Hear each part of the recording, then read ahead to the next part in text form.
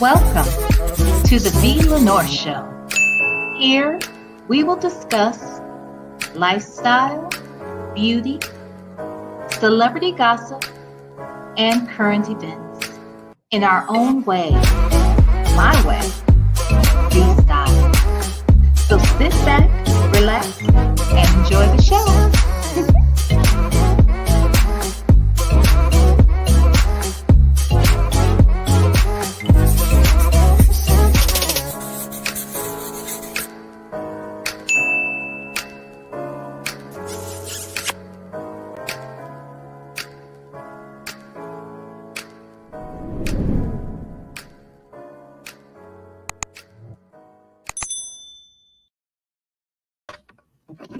Hello, my loves. How are you, V-stylers?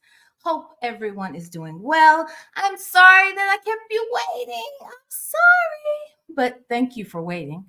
Okay, so now I'm still not ready. Let me turn on my camera at least. I gotta put on some lipstick. So I'm trying this new gloss. I don't even know. Puder. Some cheap brand, y'all, but I like the color. Let's see if I'm really gonna like it. Hold on. Oh no. I feel like I need something pop a little more.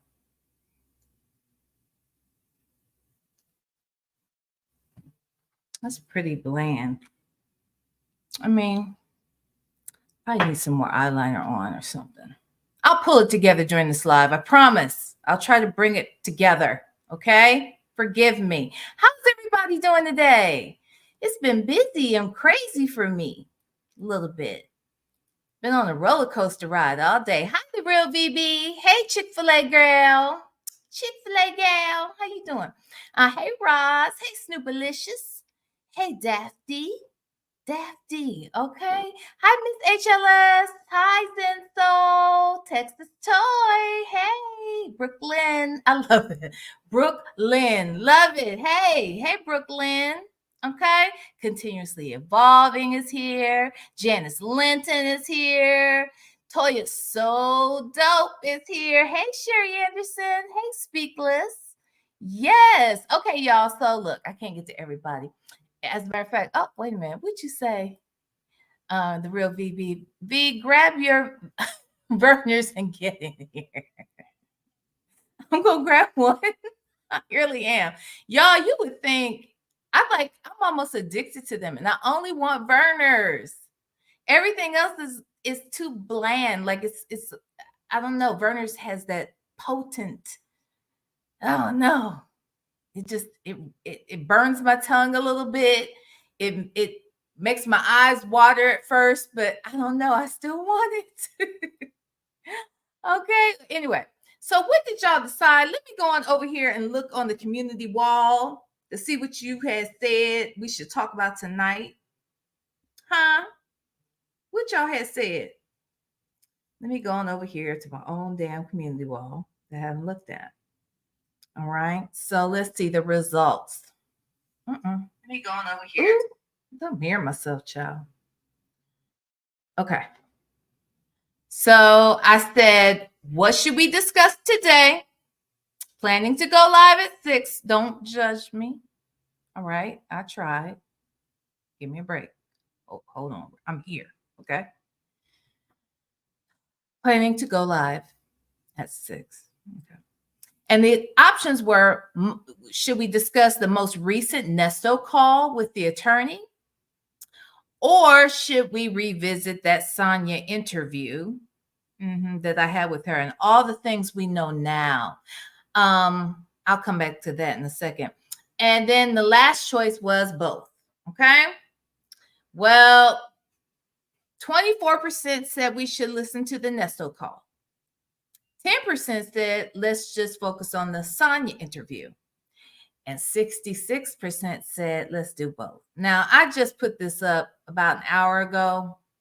And so I only had 182 votes, but still 182 votes. 66% said they want to do both. So here's my thoughts on that. So I said we start off with the Nesto call with the attorney and whatnot, right? And then we see how we're feeling. We can start the Sonya thing. We probably won't get through the whole thing because it's 2.5 hours of lies and alibis. Okay. So if that's the case, we can try to get through as much as we like and then stop. Now, here's the thing. I did see on Grown Women Vibes' community wall. Wait, let me make sure this isn't members only stuff. Hold on, because I don't want to say anything that's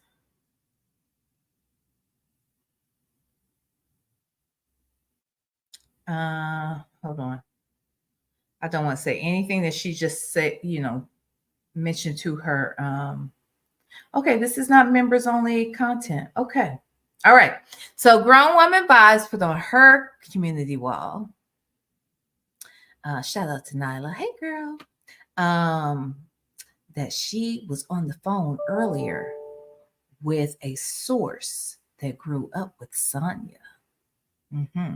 So my thought is, I mean, we could start that interview after we're done talking about Nesto, but if she goes live, because she's going to go live to talk about this. So I don't know if she's going to go live late like she normally does, but I'll be honest. I don't like for people to announce when someone goes live. But in this particular case, I will give you a pass if Nyla goes live while I'm live, because I want to know.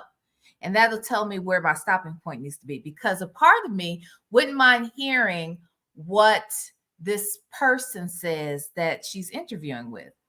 Now, she gave some details. She did give some, more clarifying details in the members section. So I'm not going to say any specifics, but she has an interview that sounds like it's going to be interesting.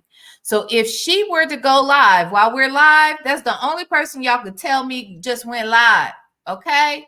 So if it's around the time I'm ending the Nesto call, we'll just end there and then come back and do a Sonya thing. Because here's the thing. I also had somebody who reached out to me about Sonya and her past and said that a lot of the interview that was shared with that I did was a lie. So I plan to go over that again. I shared it earlier, but I think I gave too much. There was a identifying information that was in that message. And I actually did talk to the person who sent me the message. There was something in there that could have identified who the person was that the information came from. So I will read it again, but I will take out that, sentence that sort of shares who this information is coming from. But just understand it's somebody who knows Sonya very well. So I will read that out too after we do the interview, because the reason why the person sent me the information was because after they heard the interview, they said, look, I just want you to know, I know somebody who's very close to this family, and she was lying to you, and this and this and this and this is the truth. So it'd be interesting to go back over that after hearing the interview again and hearing what Nyla's person comes back and shares as well. Good stuff, right? So again, if Nyla goes live while I'm live, that you can tell me. Okay, nobody else. Okay, anybody else might get you blocked. Okay, because it's just not good practice to do that. So also, let me tell my doggone moderators that I went live. I forgot. Sorry. So let me contact them. Doggone it. My God, today. I can't believe I forgot that. Ooh, come on, IG. Bam. Oops, did it go through? Oops. Yeah, there we go. All right. So hopefully my moderators will come in. How's everybody doing today? Let's do a temperature check before I get started with the content. Okay? Temperature check. Find an emoji that describes how you feeling right now. Okay? I don't care what it is. Just be honest. How you feel right now? Just tell me. Oh, wait a minute. I don't think I read the whole. Did I read the whole thing?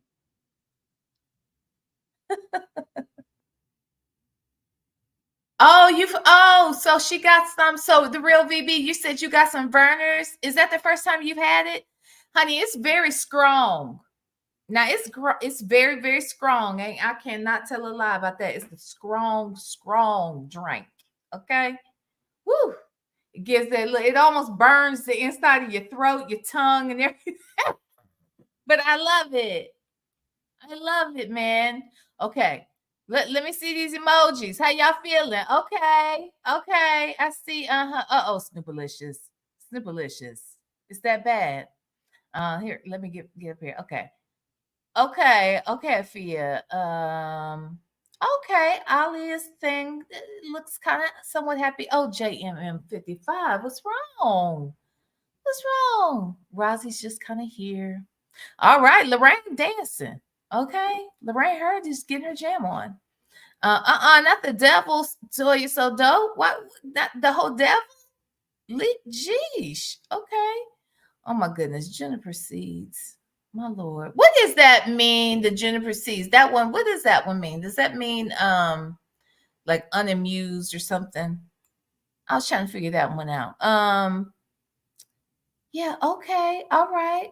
Tanya is clapping. Tanya's like, we here to get it in. Okay. All right.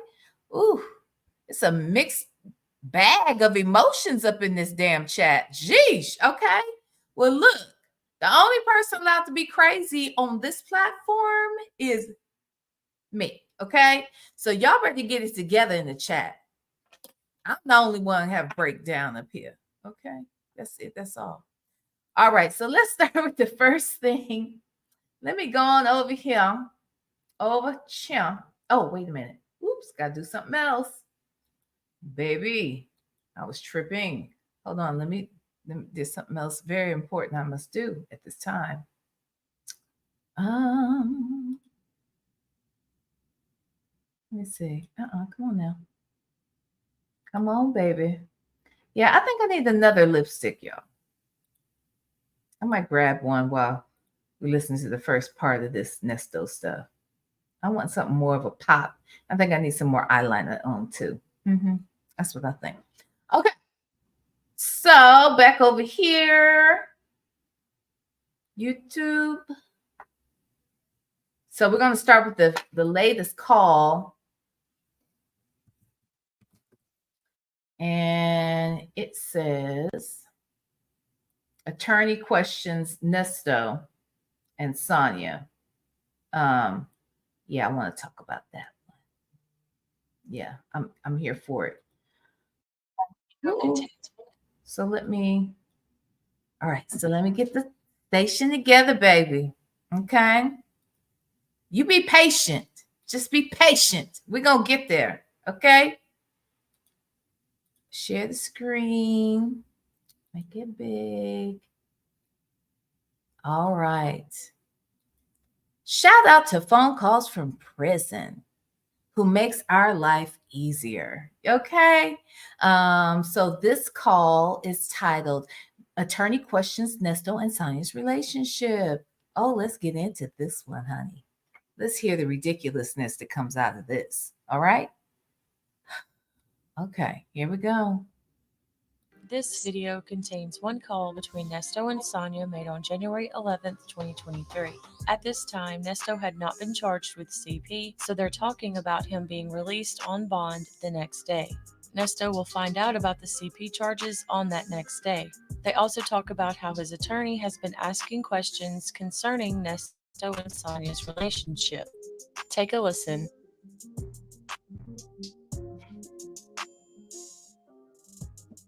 Hello? I mean, it'll add up to from everybody else's money. Courtney sent her $100 too. Hello. How are you? Good. You busy? No, I'm talking to Trisha. Oh. You read my thing, my text I sent you? Oh, I don't come back on to 7. Okay, so you got it. It's going to be the same as all the other, the same. Whatever conspiracy bond is, it's going to be for the conspiracy. Whatever your charge, the bond's going to match the last one. So if it's 10, it's 10. If it's 25, it's 25.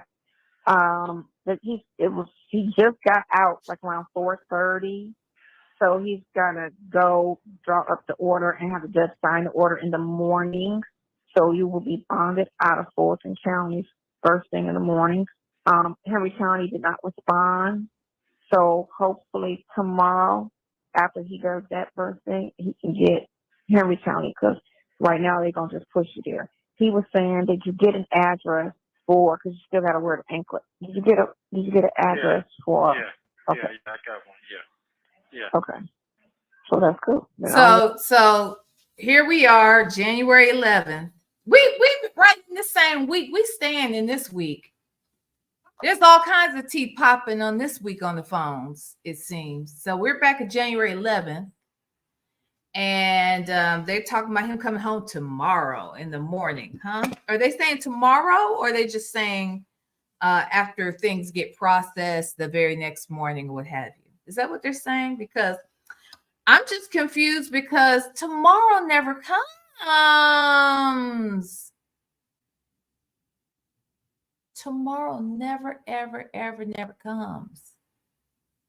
It's January 11th, 2023. My God. All right, let's go. Yeah, do is just once the order is, I just gotta look at. I'm gonna pull it up and look at everything and try to match it and give you a roundabout figure. Roundabout figure, because it was, how much was it without? How much was your bond so far with all of them that you added up? Wait a minute. It was 25 each. Just 75. 75K? Yeah, for 3. Damn. Yeah, so what you're saying is you did the same thing with the other 2. So you did it with the other 2, other 3, whatever. Just 75 more. Is that what you're saying? You're saying Yeah, that's what it is. God damn. Hold on one second. So pray for Monique. You said, does the screen look blurry now? It might be the internet connection. I'm really trying to fight with this process. But can you see me clear now? I tried to wipe off the camera. So if I still look blurry, put a 1 in the chat if I look blurry. Put a 2 if we're good to go. 1 for blurry, 2 for now. All right.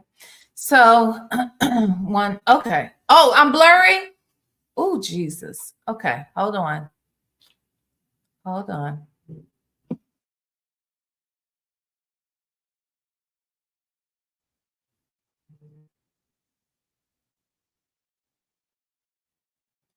Okay, I think what I'm gonna do is I'm gonna let some of this play while I try to fix the problem. Okay. Thank you for telling me. Are you serious? Yeah, because he didn't go get it lowered. No. He just told them that I'm gonna match it. No, he didn't get it lowered. So do he have it? He gotta type it out and have it just sign the order. Okay. Damn, this is a financial fucking nightmare. Yes, it is. Shit. So that's 3. That's 75, 14. It's 14 with that. Before you did that, it was 11 to me. It was 11. Mm-hmm. It was 11.5 for today. After today, before today is 11.5. So that's 35. Yeah. Then did he get the other before he indicted? Hmm? For the one. other charges, they're like 10. They're like 10. Oh, or something like that. Between 25 and 10, all of them. Oh, and 2,500. The other one will be 10. 10% of 10 is 1,000. If I'm that right. Okay, so when can he get you tonight? In the morning. Okay. And then said, me and you have a conversation when I see you in person. Because I told you to be honest with me. And you're not telling me everything. Well, what's and I was the like, deal? that's what I said. I said, what are you talking about? There's nothing to tell. You and him. Oh, man, good God Almighty. Okay, hold on. I don't care if y'all I'm blurry or not. Let me say something right now. Why are they confused as to why the attorney wants to know the truth about their relationship? How can they expect anyone to be able to effectively defend this man if they don't even trust him? Like if he doesn't know the full truth, the full scope of everything that's going on with this dude's life. Like, I don't understand why he doesn't understand that. And I don't understand why he doesn't have enough self-control while in jail that he can't be a civil, responsible, considerate individual, because everything he has done is so focused on himself and how he benefits, no matter how he hurts people around him, including and most specifically his wife. Okay. Now, I don't understand why they over here trying to act like, oh, it's nothing. Our relationship is nothing. We're just friends. Then why won't you just say that? And then when it became more than just friends, which we knew it always was more, why wouldn't you say that? Y'all grown, right? Their marriage is, whatever it is. They got an arrangement or whatever. If y'all grown, say it. Why are you over here playing? Why are you lying to the very person that that holds your life in their hands when they're trying to defend you from having to go to prison for the rest of your life? I don't understand it. It's ridiculous. What'd you say, Texas Toy? She makes it sound like her and the attorney were dating, but I'm wondering if that's true or she just tries to make Nesto think she's wanted by everybody. Isn't this the same attorney that a couple days before, or a couple days later, Lamont is saying that he's gay? So which is it? Is he gay? And they sleeping with, he said something like they're sleeping with each other. I feel like they're all in bed together. Didn't he say something like that? So which is it? Is the guy gay, or does the guy want Sonya? Which one is it? Can't be both, right? I mean, it could be both, but then you wouldn't call him gay. You call him bi. But what I heard specifically was that the man was gay. And I was just out here yesterday saying, what difference does that fucking make? What difference does, I don't give a damn what he does. Can he get me off? That's the question. Whew, Lord have mercy. Okay, let's finish. Am I still blurry? Am I? I can't fix nothing, but I was just wondering. Still trying to figure it out. If I'm blurry, just say blurry in the chat. I'm sorry, but I'm gonna play a little more. Wow. Get out your feelings. Wow. Mm-hmm. You hurt. Get off like a block that motherfucker. Wow, this is crazy. Block. Well, yeah, she don't have time for the drama. You're doing the most. Yeah, that's too much going on. Yeah, that's too much. You're doing the most. You're doing the most. And you ain't heard no conversation from me that will lead you to believe that I'm trying to do something with you. So I don't know why you even discussing, why that even matters, first of all. Wow. Yeah. I guess it wasn't good enough, huh? I guess it wasn't good enough with that fuck I'm talking about. I don't know what he so when he sat with you or whatever, did he bring me up? I told you what would happen. He just said that he's only going to talk to you and her. No, he did say that, but he asked me, basically trying to tell me to calm you down. I want to know why every time y'all talk, it got something to do with this case. But that's what it's supposed to be. I don't know nothing about. That's what it's supposed to be. Yeah, I don't know about the other shit you're talking about. That's what I told him. I don't know anything what you're talking about. I don't. You got me now? Mm-hmm. Yeah, I don't. What you want me to forecast some extra shit? I'm not concerned about that. That's not my job. I don't know about doing that. Mm-hmm. So that kind of basically it. Like I told him, I said, I told you don't folk goddamn raw now. I told you that. That's your fault because you can't. But you know what I hate? I hate when you do something one time and the person say, you always do that. You didn't. What? You know how, because every time, no, we don't. We don't. Because most of the time, I only need to hear something when I know something should have changed. So, out of a week of conversation, I say maybe twice. I'll bring, you know what I'm saying? What's going on? What's the update? Right? And then the last time is when he got in his feelings. And I was like, why are you in your feelings? That's my position. It's to talk to you about him. You know, that's what you was introduced as. When we first spoke to you, it was That's me talking exactly to what I said. That's exactly you. Know what what I'm I saying? said. And I was the go-to for any and everything. And I even said that when he called the other person and pissed you off, and I was like, you can't talk to her about anything other than the money, and everything else you talk to me and him about. Right. And that was said to him on 2 occasions. I don't like that personality trait, you know. Yeah. And I would have been like, why can't she talk about me when y'all talk? Because that's what she's supposed to do. She's the go-to. If you can't talk to me, you talk to her. And if I have a question and I can't contact you, Right. everything is supposed to go through her. If you and him can't talk directly, I'm the go-to. I'm sorry, y'all. Yeah. That's it. You would think that mother. Hold on. This girl has a lot of nerve. First of all, is that better? Am I still blurry? I changed to my hotspot. Is that better? Not Diddy need to hire Sonya. Let me know if I'm still blurry, guys. So here's the deal. I find it very interesting that she would think that the words that are coming out of her mouth even make sense to say. That the wife should not know and can't know about anything going on other than pertaining to her damn money. Her money, not his money, not some money they borrowed, her money. She is the wife. And you mean to tell me she can't know and be a part of this process? But instead, the side chick must.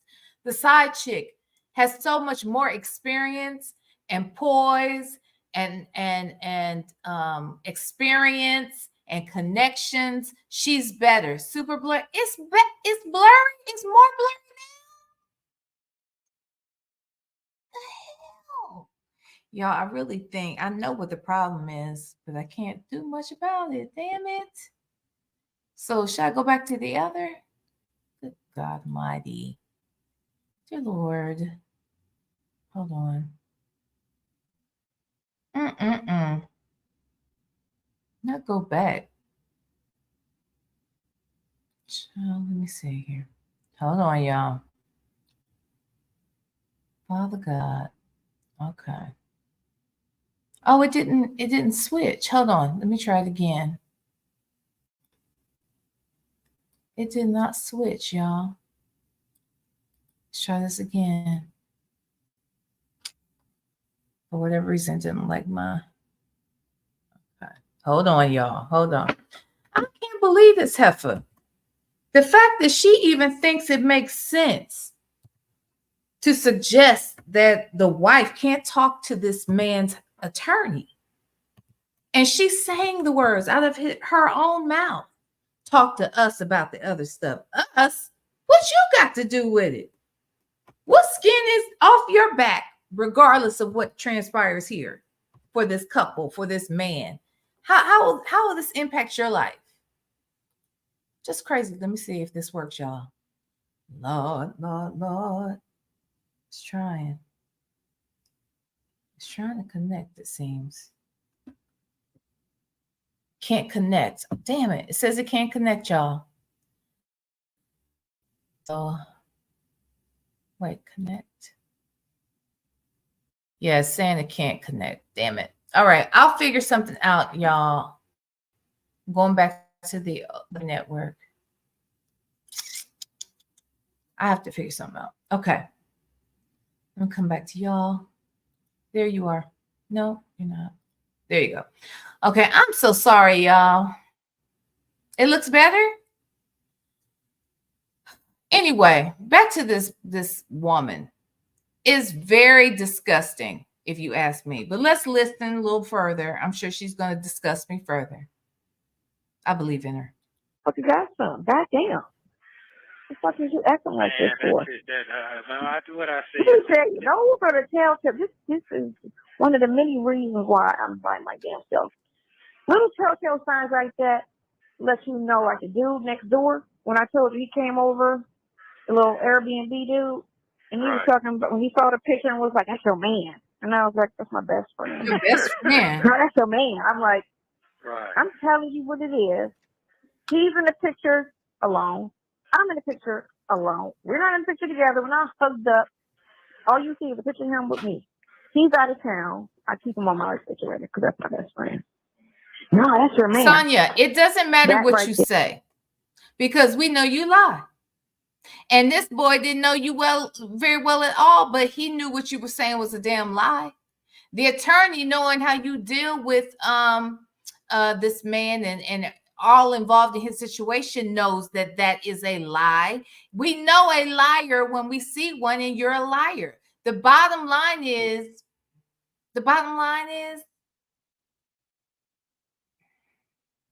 you are emotionally involved with this man.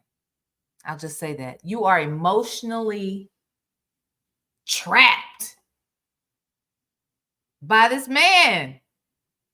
So what you say doesn't really matter much, because you show us all the time who he is to you. All of this bullshit you do out here online, getting involved, talking trash, the way in which you go about motivating him, it's like you're almost setting him up for failure. All this interference you're doing, causing problems with his attorneys and whatnot, filling his head with mischief. It's not good for him. So unless you are actually an op and you came over here just to ruin his life and his case, then if that's what you plan to do, then bravo, because you are getting that shit done. You are getting it done. But if you, in fact, call yourself helping him and want to help him and want to see what's best for him, then you would kindly butt your ass out of the situation. But I think you pretty much ruined most things. What'd you say? B, she is not. You sure? I can't tell, honey. I can't tell, because she be setting him all the way up for failure. Hyping him up, it's bad. She's like the Flavor Flav of the Nesto camp. Okay? Anyway, here we go. Here is why you should never call me again, because I'm telling you what it is, and you who don't even know the situation heard me talk to him. I don't even talk about him, but you're trying to make it seem like it's something other than something else. And that's a telltale sign of what's wrong with you and why your wife is leaving your ass. It's a reason why you're single. And that's it. Because I'm telling you, you want to argue me down when you got no proof to say anything other than I believe what you say. So, I'm out. That's my man. I don't cheat. So if that was my man, you wouldn't be in my face at all. On no level. At all. I don't think you picking up new friends. Yeah. None of that shit. So you wouldn't be in Wait my a face if I had a man. He was next door. He was the Airbnb person next door. And he's saying, she's telling him that if she had a man, she wouldn't entertain him. See, all of this is for Nesto's benefit. First of all, we don't even know if this man existed, okay? We have no freaking idea if she is telling the truth, unless somebody has already outed said man. I don't believe he exists. I'm just telling you, I don't believe he exists. I do believe that the reason for telling this story right now is to put some fire under Nesto's ass, so that he can understand that he better lock her down, because niggas be in her face. That's what she wants Nesto to hear. You know, you in my face because I ain't got a man. But if I had a man, you wouldn't be in my face. So that is a ding, ding, ding, ding, ding. Ring the bell for Nesto to come in and say some shit like, well, wait a minute, I don't like that shit. Okay, but Nesto never says this. Okay, not that I've heard. All right. In fact, that night that he made her say that she wanted him to be her man. made her say that shit, okay? Pretty much. And he drew it out of her, and sure enough, she said it, okay?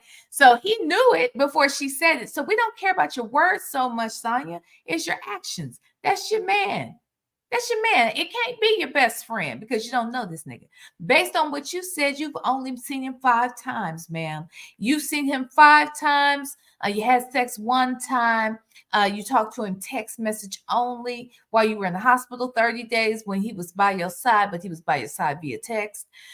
He came and sat with you 1 time after you got out the hospital. Y'all watched the show. He was there for 4 hours and he left. That is not your best friend. You don't know him. Okay, you don't know him. You don't know that man.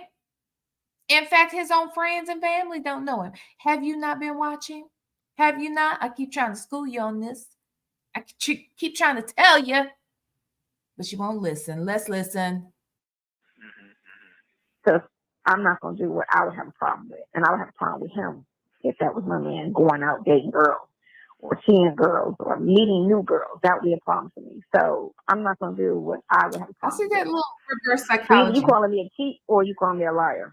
One of the two. And both of that is disrespectful. I think what they were saying is when I said, hey, man, it's all about the money, man. Them folks, they doing what they trying to do, man. So if I'm in here, shit, everybody, you know, when somebody get in the loop, get messed up, a lot of people don't get eat. A lot of people don't eat. He missed all that.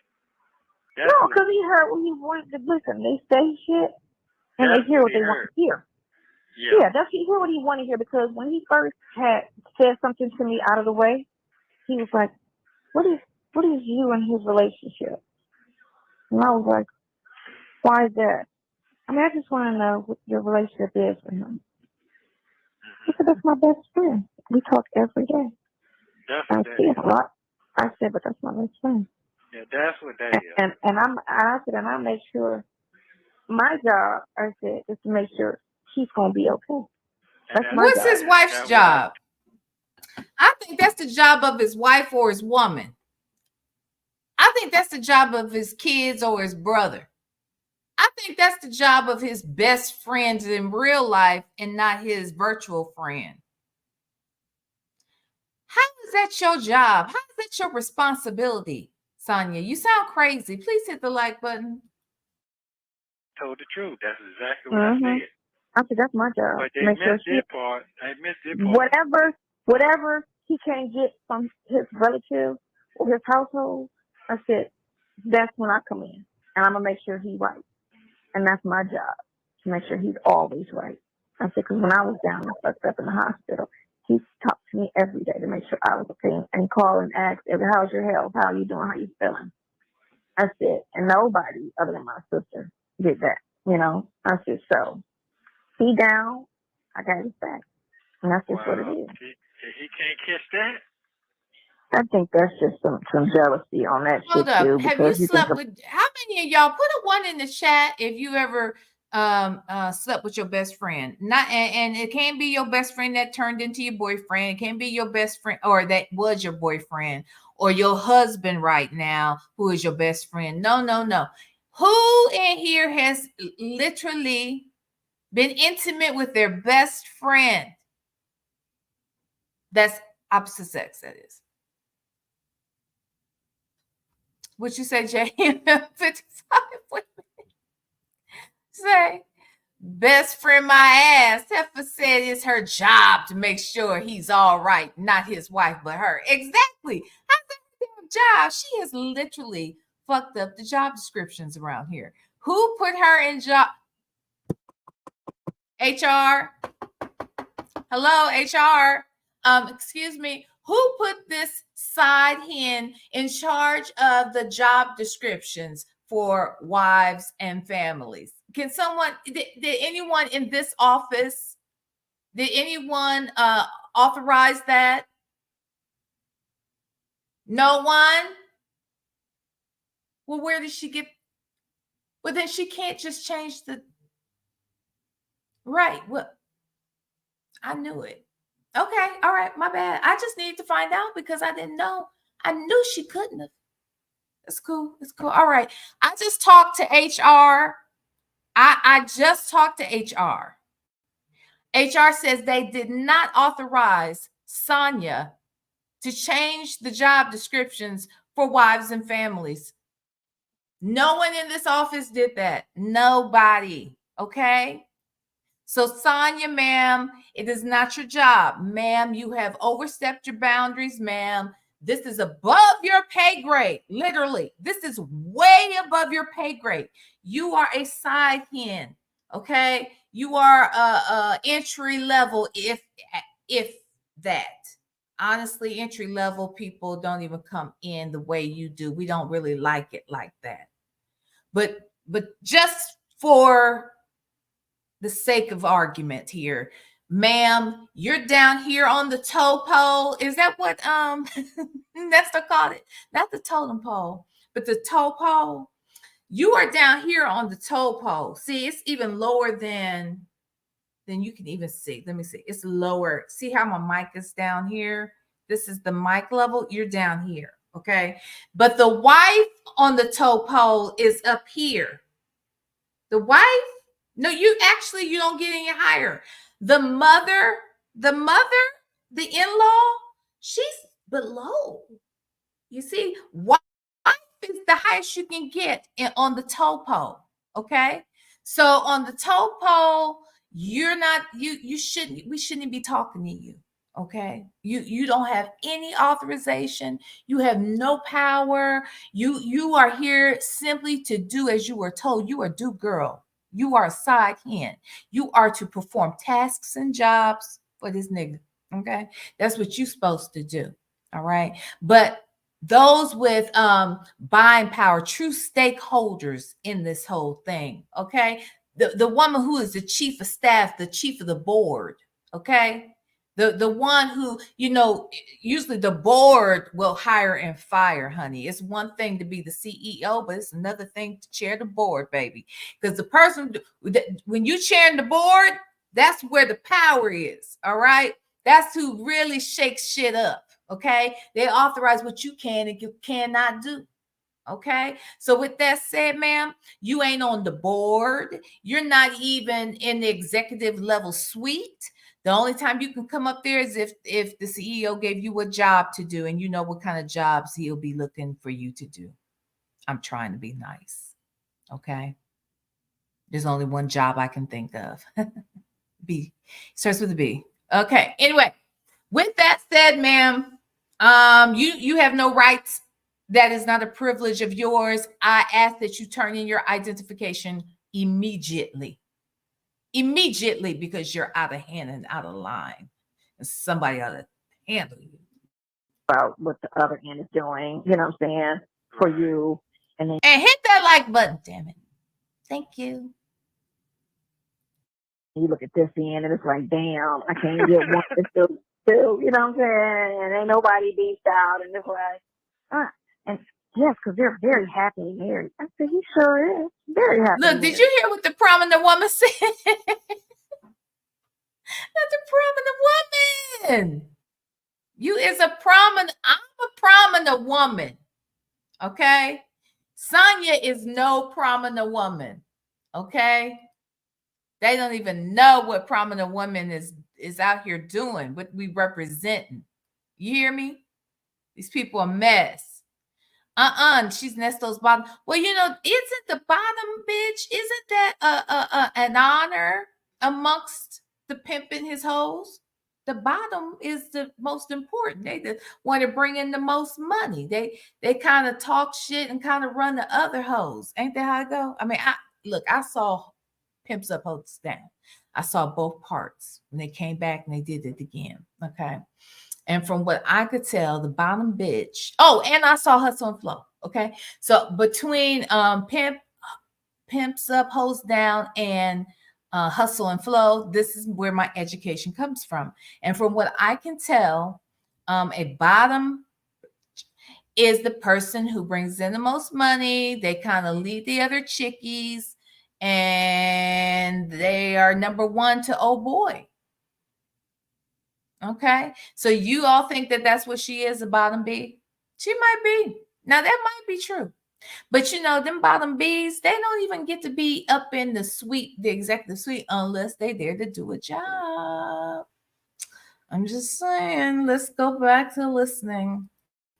I know you won't think I'm up there and talk shit, because I don't talk shit, period, about that ever. To nobody.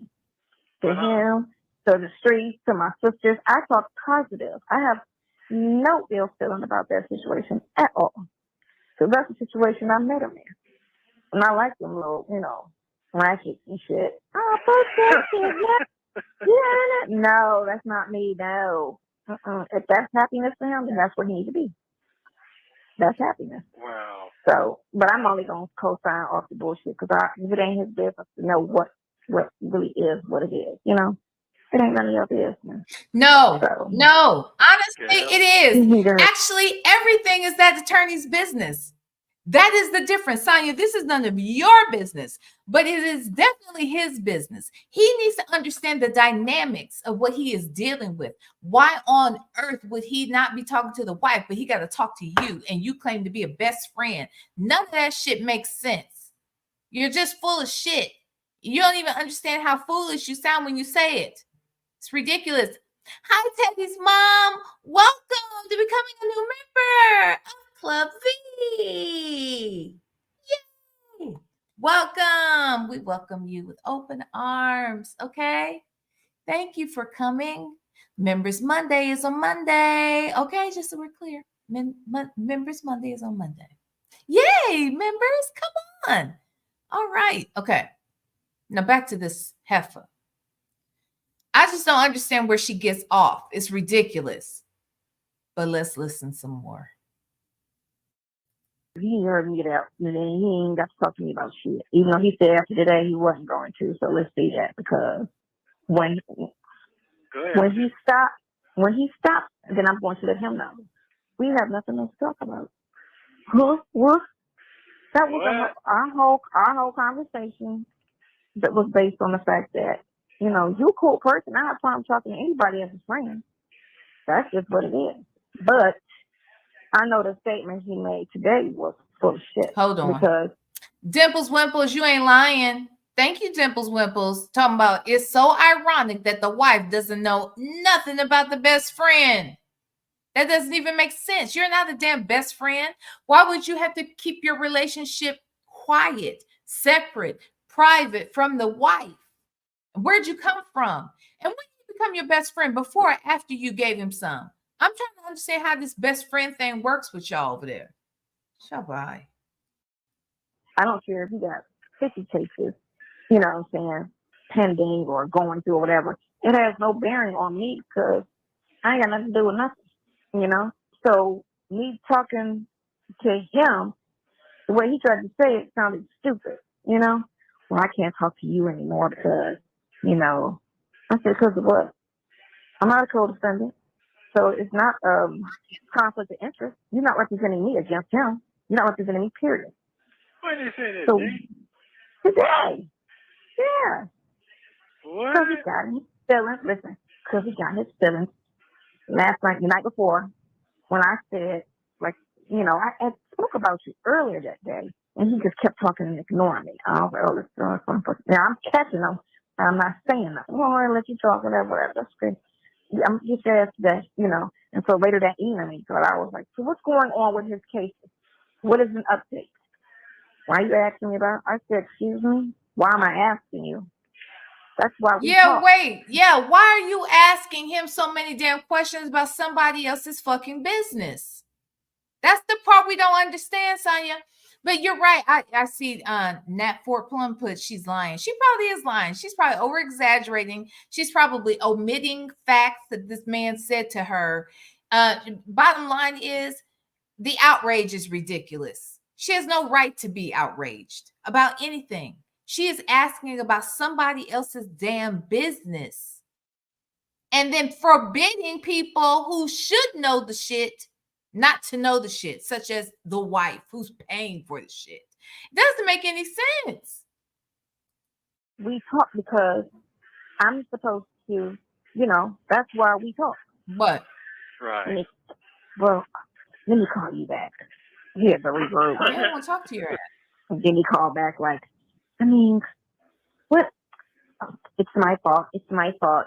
I mean, I know better. I'm sitting here like, what are you talking about? Nothing, nothing, nothing. And I'm sitting here like, oh my gosh, what the fuck? Wow. You know what that is? That's somebody that really want to be in a relationship, and then they just, as soon as they like somebody, it's automatic. You know what I'm saying? We something, you know? And I'm like, no, we're not. Even if I fucked you, that does not mean that we're something. Please be clear. We would have to have a conversation to say that we're something. That's how that Actually, goes. it doesn't. If we See, don't all of this, are y'all not paying attention? None of this is really about the attorney. All of this is Sonya sending a message to him. We can't be together if we haven't had a conversation. That's how that works. Well, actually, a lot of times it doesn't work like that. A lot of times, based upon the type of time and activities and things you put in with a person, after a while, it's not even a conversation that has to be had. It's just understood. Have you ever fallen into a relationship where it was just understood? Nobody had a conversation. You probably don't even remember what day it all just came together like that. But it happens like that sometimes, Sonya. But see, Sonya is not, this isn't about, oh girl, isn't even about the attorney. This is about Sonya sending a message to Nesto that if you want to be with me, we need to have a conversation about it. If you want to be with me, I wouldn't have this dude in my face. But since we haven't had this conversation, and since you're not my man for real, you're my best friend, I'm going to keep men in my face. Now, will men really be in her face? We'll never know. We will never know because we'll never see those people. But does he believe that there be other men and stuff in her face? He might believe that. Does that make him want to move forward? I didn't see that happening. I saw him basically making her say that she wanted to be his woman or wanted him to be her man. So she's a weirdo. But I see you, Sonya. This ain't got shit to do with that attorney or anybody else. This has to do with you talking to Nesto. Pay attention, y'all. have a conversation, actions don't mean anything because anybody can fuck and not be an item. Anybody can talk. You can talk to somebody for 2 months and not be an item. You know? And you have to talk about any and everything. That doesn't make you an item. And I hate the assumption that just because you talk to me and I'm single, that we're doing something. Because I don't have that conversation with you. I don't have I miss you. I can't wait to see you. I don't have those conversations with you. I don't have any conversations that would even make you think that we're going that way. I just talk. Cartoons. All of this is a message. Because this is within days of them. When did they have that discussion at One Talk? When was that? Oh, child. I should have been keeping track of these dates and everything because, going back and forth and stuff. I want to remember, when was it? Was that in the summertime when she finally said that she wanted him to be her man? When was that? Boy, he twisted her. So while she over here playing this game, he was playing the long game with her ass. He played the long game with her. And, you know what I'm saying? Work, going to the party, da-da-da-da-da. Just a conversation. Okay. So don't take that and run with it and say, it's going to be because here's the thing. You think we're a couple or going towards that. Me talking about Nesto. I'm sorry, not him. Me talking about the other guy, you know what I'm saying, to you is a problem. And guess who's going away? Part B is going away, not part A. The first situation is going to stand, and the second situation is going to go away. That's what's going to go away. You can't make that choice for me. You can sit there and say that you're not going to talk to me about him anymore. That's fine. You're not going to talk to me, period, now. I agree. Continuously evolving. This is a made-up conversation. She is not fooling me. I don't care what she says. This ain't real, and this ain't about him. Ugh. That's how I feel. After the date. Is that what you're saying? That's what he told me. Yeah, Oh, I can no yeah. longer. I can no longer talk about things. He said, "That's what? Oh well, it might be some things coming up." Okay, and What things? that's what I'm saying, right? But again, I think a lot of the conversation that he's giving me is Well, bullshit. that sounds like a hint right Because there. I wonder if they gave him a hint that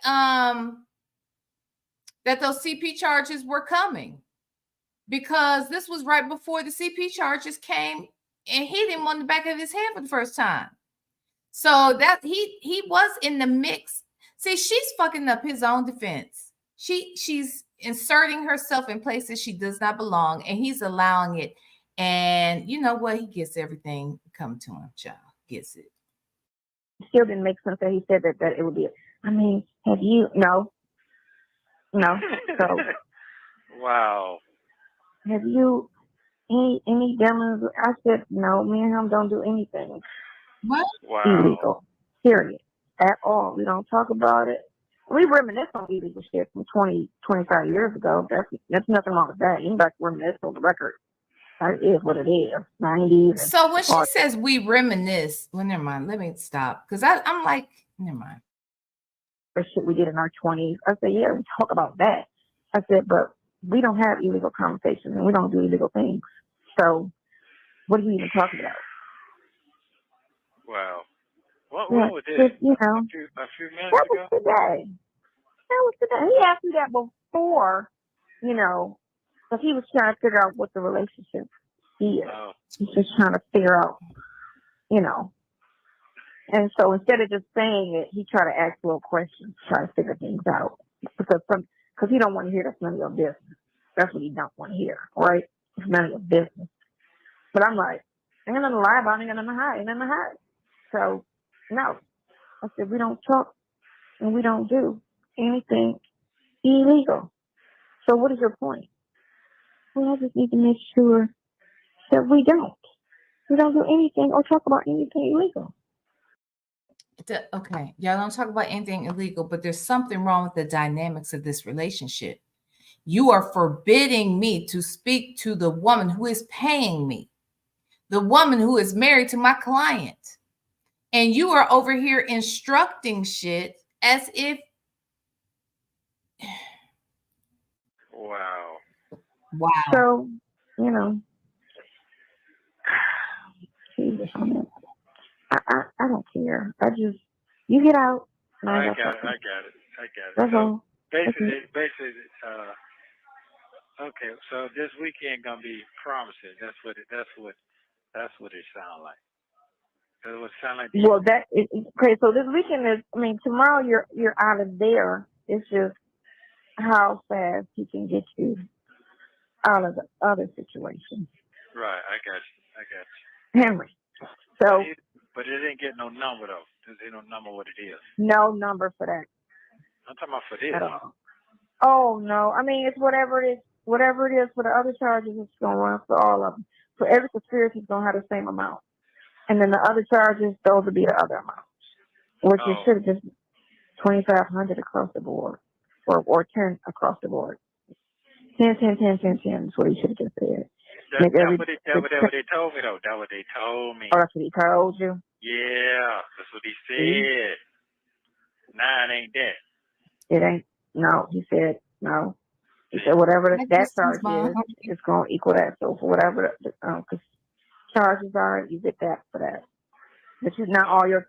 You got 6 that are not bonded out right now, and 3 I believe is conspiracy, and then the other 2 is going to match what the other 2 charges are, like the check or the whatever, or the credit, whatever the other things that are outstanding. So that's 10. So what is it? 10% of 10? Yeah. 3 and 5, 8,000. If that's 25. I don't know. It should be 10 because the other one's bullshit charges anyway. I mean, that's all bullshit. But I need to make sure I need to figure out this other thing because I know you got to pay, but you made a payment plan, pay some down, pay the rest like that. So So I got to catch them because I know this fool be trying to make it pay at all. And I don't need to do that because I need to go and get him out the way. That's okay. Let me know in the morning. You got somebody working on it? If not, let me know. I'll do it. I'll make calls and shop for the best deal. Yeah, You know, I think that I need what I need to do. Cause I know them, they're going to try to make the whole situation their way. who is going to do it? Is she going to do it or your son? No. They was going to use it. He told me that. Your lawyer was going to have her go to somebody? They was going to do it together. They're going to use his people. And his people can get you a payment plan? It's supposed to be, yeah. Put something down, then make payments. That's how it's supposed to go. Not paying it all That's the what way he out. said he had? That's just what he said? Or you know that's possible? No, that's the way it goes. That's how it goes. You know what I'm saying? That's how it's I know supposed what you're to go. saying. But do they all do that? Yeah, they all do that. They all Okay, do that. then no problem. If he got somebody, that's fine. If he switch it up, it'll take me all of half an hour. Yeah, but he got to get to understand and look at, man, we're not trying to do it all the way out like that. Trying to pay the Okay, you need minimum. to find out with her, did the second lawyer give her back that money? Yeah, but I'm going to find that out today. Yeah, you need to find that out and find out if he did that, because that money right there can definitely pay the bond. Yeah. So I'll find out that tomorrow. But I got to call him and see if he called them and told them a number yet. I don't know why he didn't go and tell you. That's stupid. That's stupid. I don't understand. This is. Because it's right. Like I told you how there's three types of men now. It's the gay man, the bisexual man, and the straight man that act like he's gay. Right. So when you're dealing with that, those men, like those three men, are worse than a woman. Yeah, that's a lot. Worse. Yeah. So it's four types. Then you got the ones that straight and don't act like, but you got that middle one that's straight but act like he got some dick in him. So I think it's some animosity there. I really see that. I really. Yeah. It sounds like there's some animosity with you and anybody who Nesto is quote unquote close to. You've got animosity between you and the wife that you've never spoken to. Trust me, please. Or at least we don't believe you've spoken to her, but I'm sure there would be animosity if you were to. You and Dre, animosity. You making all these little, your friend. Oh, that's your best friend. Animosity. Just showing all the time. Dion, you definitely got animosity towards Dion. Lamont, you have animosity towards Lamont. Yeah. Actually, if we really break it down, you got animosity towards Erica King, and you ain't never met her a day in your life either that we know of. But you talk shit about all of these people that are supposedly close to him, or at least in close proximity to him. It's weird. You're the one common denominator in that whole situation that nobody deals with, that nobody can stand. Interesting. It's some animosity there because, he got cool with her, and then, but she's off limit, and then he got cool with her, and she's a free agent, but I need to cut her from the team, period. He told me he did that once to some chick that had a man, and he wasn't treating her right, and so he swooped in and did all kind of shady shit and got the girl away from the guy, and I was just like, that's fucked up. Oh man. Yeah. Oh man, that shit ain't motherfucking cool, man. Right. I said, well, that's fucked up. I know, but I ain't care. I was like, oh, that's shady. Man, I felt that shit. I've been feeling that shit. That's what I've been trying. I ain't want to say it like that. Man, let me hurry up with this shit right here, man. What you do is, going forward, don't let him talk about me, period, to you. Because he's looking for a reaction. He's trying to figure out what it is. So he'll talk to you and bring something, like he kept coming up and bringing shit up and just to get a reaction from you to see what it really is. Because apparently, hold on. I want to make sure I say this right. Is it VLenore? Villain X. Villain X says, I'm a part of the alphabet mob. I'm guessing you mean the LGBTQIA community. So I'm a part of the alphabet mob, and Sonya wanted to open a queer bar, but can't stand no one. Men, women, children, black, white, and everything in between. Ain't that a fact? Now, you know what? I didn't even think about that, Villain X. I didn't even think of that. You are absolutely correct. She was going to open up a gay bar in Atlanta. She's in the Black Mecca. She's in the capital for LGBTQIA for Black people, for that as well. And here she is going to open a bar in the community with Black people and members of the LGBTQIA community, and she can't stand either one. She can't stand Black folks, and she can't stand anybody who's a part of that community. But she wanted to exploit them. She was going to exploit both groups, to be quite honest. She was going to shame Black people probably for not, supporting her establishment, and talk about how Black people do and they don't do this and they don't do that. She'll be talking shit, and she'll be talking about that community as well. She'll be talking about the LGBTQIA community, like she always does. It's ridiculous. You don't believe exactly what you said and exactly what I said.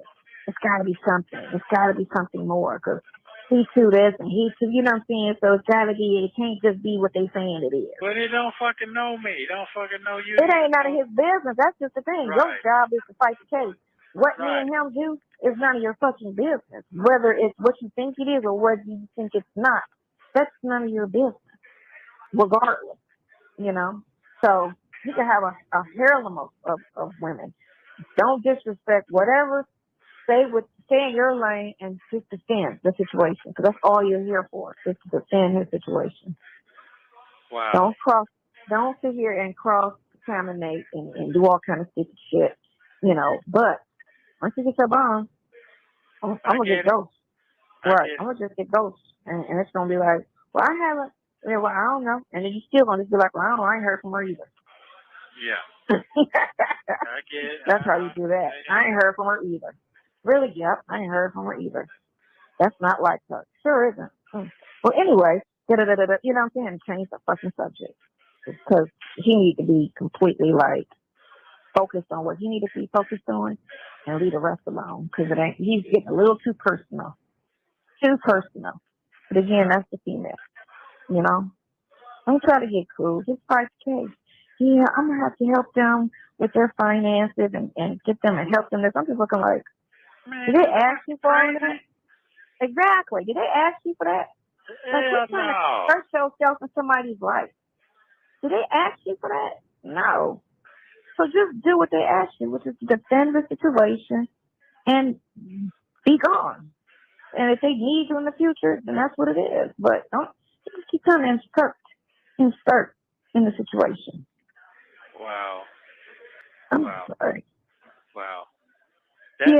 That's not good right there. That's not good. It's not good at all. So, gotta get out, and then you did what you specifically and personally. You got any questions, you call me. But other than that, he ain't gonna call me on anything. Period. I don't want. I'm like just. Well, I understand. Okay. Mm-hmm. So, yeah. Wow, that's not good, man. Damn. No, it's not. But people operate, and it's a reason why people be by themselves. Wow. It'd be a reason. It'd be a reason. Wow. Not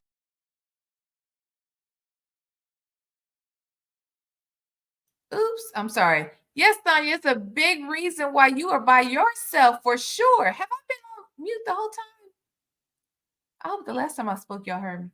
Yeah, Sonya, you're a mess.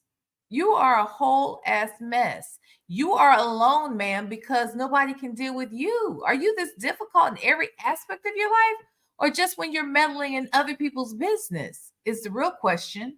Goodness. not always by choice. Sometimes it's by circumstance. How you are and how you operate. Right. Wow.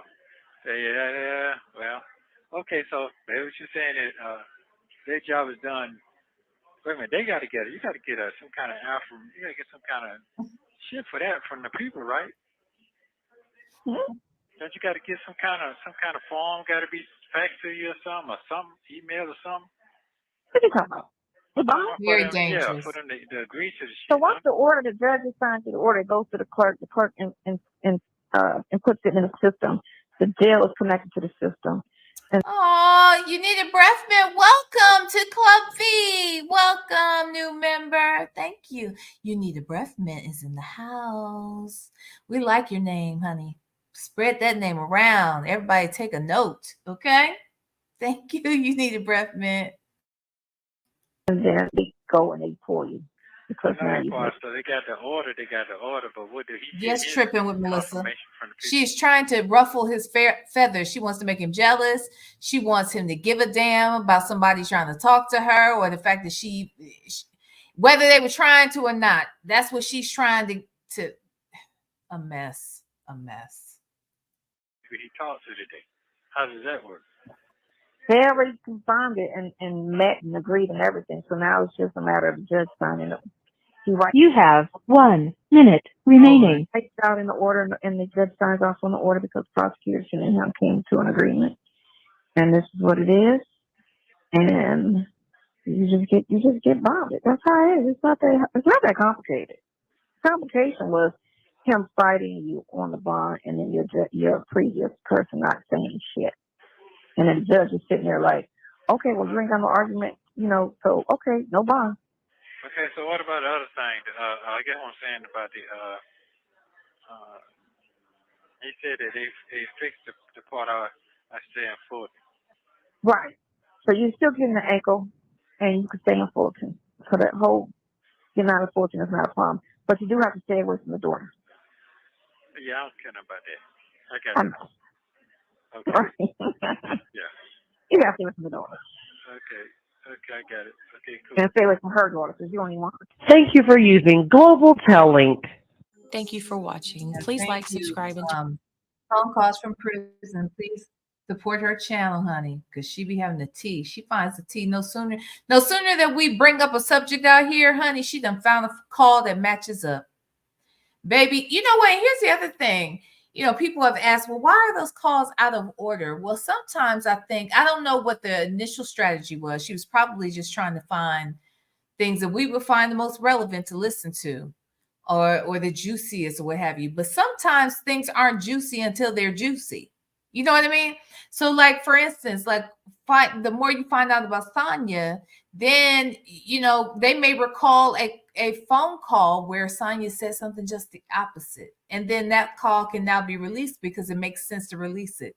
I know she'd be on top. It's obvious that they definitely are listening to all of these calls. I'm sure it takes forever to do. Those are 30-minute calls, hundreds and hundreds of 30-minute calls, and not really knowing what's going to have relevance to what until it does. So I'm sure they take, copious notes and keep them, I don't know, probably filed away in a way where if something comes up over here, they can do a quick search and see where it might have been discussed in the video. And next thing you know, voila, it's Christmas on YouTube in the Nesto, what is this, the Nesto sector? The Shirley Strawberry sector of YouTube. Okay. So that's when we get it. All right. You know what? That call just kind of just got on my damn nerves, simply because this heifer has a lot of fucking nerve. But the biggest issue is not her. It's Nesto. Why is he doing all this? And this literally was days after he was professing his love to his wife. This Negro is a con artist. Look, if nothing else, I hope you at least heard Miss Sonya, because you're out here listening to us. I'm sure you are listening to those calls. But are you paying attention to how he can flip the script depending upon who he's talking to? Because when he was talking to Shirley, he was talking about how much he loved her, how much he wanted to get back with her, how much he wanted to be in the home with her.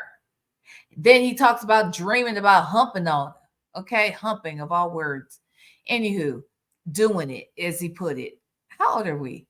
Ridiculous. So that's what he said in front of the friend and whatnot. All of that within days of this call right here, Sonya. You know, you're the best friend and things. Ridiculous. All right. So what the hell's going on now? Huh? What the hell is going on now? So are we going on to the Sonya interview? Let me just make sure I check these YouTube screens. Make sure I don't want to get too involved in something, honey, only to be interrupted later, child. Let me see. And I know, look, normally I would not be planning my shit around what somebody else has got going on, but I like this lady and I really want to hear this interview. I want to hear this tea, rather, about this interview. Okay. So I like me some grown woman vibes and I want to date. Damn it. But it doesn't look like she has anything posted. So let me see. Let me just double check something. Just want to double check. I don't think I see a live schedule. Sorry, y'all got lost. Okay. So then with that said, let's move on over here then, baby. We can go around over here to the Sonya interview. We can. If we have to, that's what we can do. And we'll go over there and we're going to find out what she lied about, people. Because I see her ass. She been lying since I met her. Ain't that some shit? She been lying since the day I met this woman. Come on, where'd it go? Come on, girl. Where is it? Where you at? There you go. Okay. Okay, so I feel like I need to refresh my lemonade. Okay, I need aid from my lemon. And I want a different color lipstick on. I feel like I just look washed out, y'all. And I don't have no eyeliner on. Hold on. Let me start sharing here.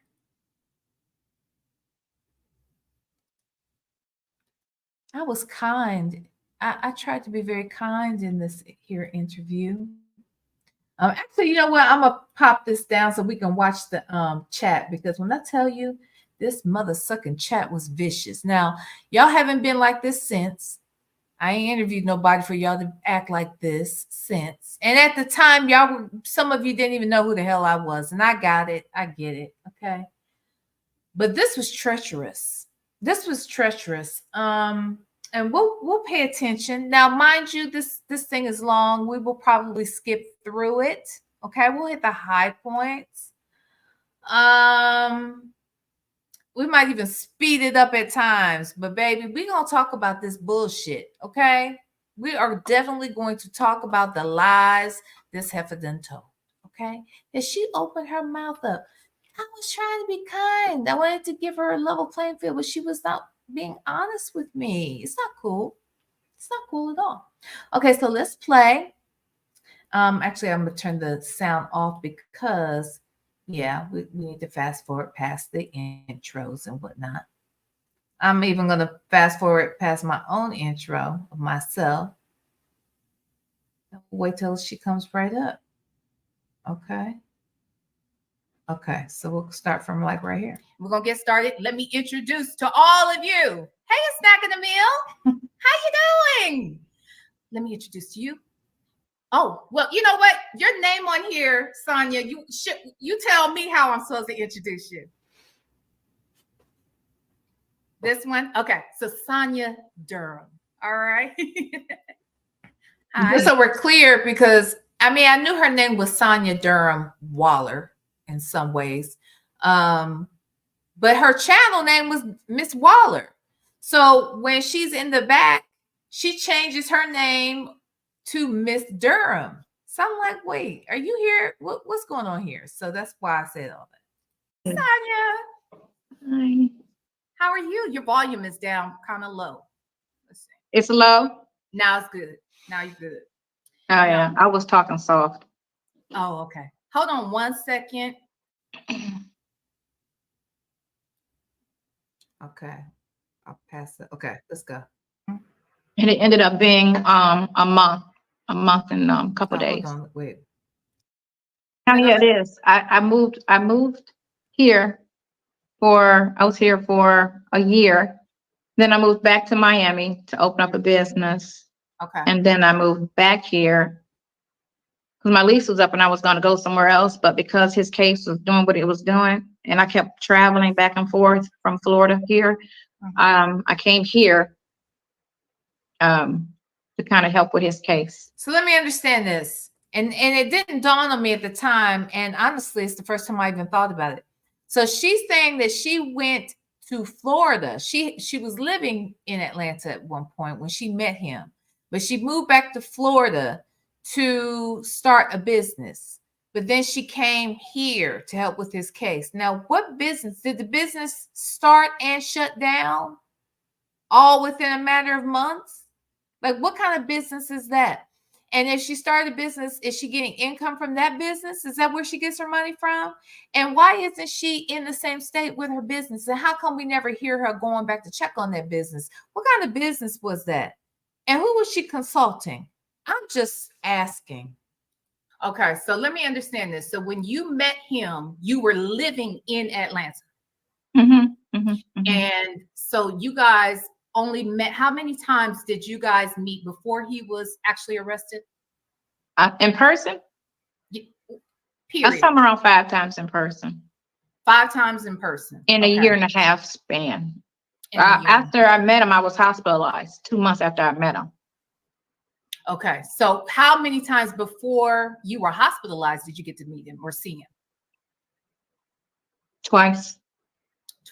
Okay. Okay. And then you went into the hospital and you were in the hospital for how long? 30 something days. Oh my goodness. Mm-hmm. Do you want to share a little bit about why you were even in the hospital? It stemmed from me getting shot back in 91. So I had some, From 91. So that happened in 1991, but it was 30 years later, I had a blockage from scar tissue that developed over the years. And so it was Christmas Day, 2020 that I got sick, but then I was hospitalized 2 days later. Oh my goodness. And then I was supposed to only be in the hospital for 3 to 5 days is what I was told. Mm-hmm. And it ended up being a month and a couple days. It messed up. So you mentioned that in 1991 you were shot. You want to tell us just a little bit about that? I know on and by the way, you guys may have seen her on Tasha K, Infamous Sylvia, who is actually a friend of this channel. I like to consider to be one. And you've done some other interviews as well. Can you tell us just? I did one other than that. It was just Sylvia, Tasha, and this one other Judge TV with the T. That's a small channel, I think. Yep. I don't really follow the channels that on YouTube. It's 4 that I have the biggest issues with. Wait a minute, you don't follow them? Oh, you follow them, baby. You do more than follow them. You fan out on them. You definitely follow, sis. What are you talking about? Are you kidding me? You know what everybody's talking about. You know what direction they take. You know their little phrases that they go by. You know everything about these people on YouTube. The lies you tell. Because they always say the most nastiest things. But it's a lot of people that has done the story. I just don't go on and read it or follow it. Pretty much. Unless somebody tells me, then I'll go and look at something. So tell us just briefly what happened in 1991. Oh, broke up with a boyfriend, and then he came over after we had to break up, whatever, for one last visit or whatever, and ended up shooting me and several people in the house. I'm very sorry. And then he passed, after he shot somebody. That is a hell of a way of sharing that. First of all, let me say this. Continuously evolving. Said, "Oh, V, you were so young and impressionable. That is why the chat was helping you out." I was merely a young child who knew nothing of what I do, of what I was doing, huh? Child. Okay, let's listen. So she's claiming, even with this incident, I broke up with this guy. He was mad, and that's why he tried to shoot me and my entire family. I'm beginning to think it's something to do with something else entirely. I feel like really you had done something else. You were a party to some other lifestyle at the time. And I believe that is what angered this man and why he came at you the way he did. And that sort of ties in to what this person sent me behind the scenes. So again, we can talk about the behind the scenes thing that I have. I've already shared it before, but I put that video on private because there was something I shared, that was, like I said, identifying information possibly that would lead to who it was that shared this information. So I'm willing to reshare it by taking out that one part so that people don't know specifically where the information came from. Yeah, but I can't wait to hear Grown Woman Vibes' her feedback on her interview. Okay, let's listen. They shot him, so she's saying that the guy was so angry and hurt that she broke up with him, that he came over to her house and then he shot her brother, her sister. I mean, literally, he wasn't shooting to harm. He was shooting to kill. Okay. And in the midst of that and the struggle, the guy passes away. He is in turn killed by his own weapon. And I guess her brother is the one who did that. At the same event, he was shot as well. And yeah, he was shot with one of his guns. What? Yeah. It was kind of weird how it went, but I think it was kind of like, I think he was contemplating murder, suicide, or just murder. Oh, okay. How it went. Thanks, Bree. Yeah. It was just. So I got an hour. Okay. So with that said, let me ask you, so first of all, let me say I'm sorry to hear that. And two, it's a huge blessing, the fact that you are still here to talk about it. Did everyone survive? Everybody but him. Well. Mm-hmm. So, okay. So with that said, let's talk a little bit now. I asked about that because I'm sure that shapes you. When you go through an experience like that, you can't come out of it the same. You don't think, or do you think? Well, I had like 3 boyfriends in a row that was kind of like that. So he just the one that actually shot me. I had a couple. That was. I'm gonna go on record. I just gotta go on record. I'm gonna say this from the rooftops. I ain't never, ever, in the words of Fonnie Willis, never in the history of ever has that ever happened to me. Okay, ain't nobody said they would rather off me, unalive me. Okay, because they can't be with me. Nobody. I don't even want that kind of love. If that's what love is, don't love me, hate me, bitch. Don't love me. Okay? I'm blurry again. Okay, I'm sorry. I can't do anything about it, y'all, but I appreciate it. At the end of the day, that's not love. There's no coincidence that the 3 people that you dated back to back to back all wanted to cause harm to you. Were you dating these people? Were they marks for you? What's going on here, Sonia? Because the mere fact that you got not 1, not 2, but 3 crazies, but there's only one that actually went as far as trying to off you, ma'am. You're gonna have to come better than this. Because when I asked you about that, you acted like you didn't understand what I was talking about. You are attracting this type of drama because you are drama. Where you go, drama follows. And whether you say you like it or don't like drama at all is a lie. I don't give a damn. Your actions, much like I said earlier, your words mean very little to me, but your actions say everything. Okay? You are drama. And that's why it follows you. Girl. Psychotic. But Abusive? Were they abusive? Were they abusive? The other two? Well, you know what? Let's say the one right after him, came over my house and put a gun to his head and said he was gonna kill himself because he felt I didn't care about him. And this was right after I got shot. This was the first boyfriend after I got shot. And then the next one after him said he was gonna kill me. That the only way I could leave him it was to die, and that he wasn't gonna miss like the one that shot me dead. So wow, and you must be really putting it on these brothers. Here's the thing: how evil, how angry would somebody have to be to know you've been shot by an ex, right?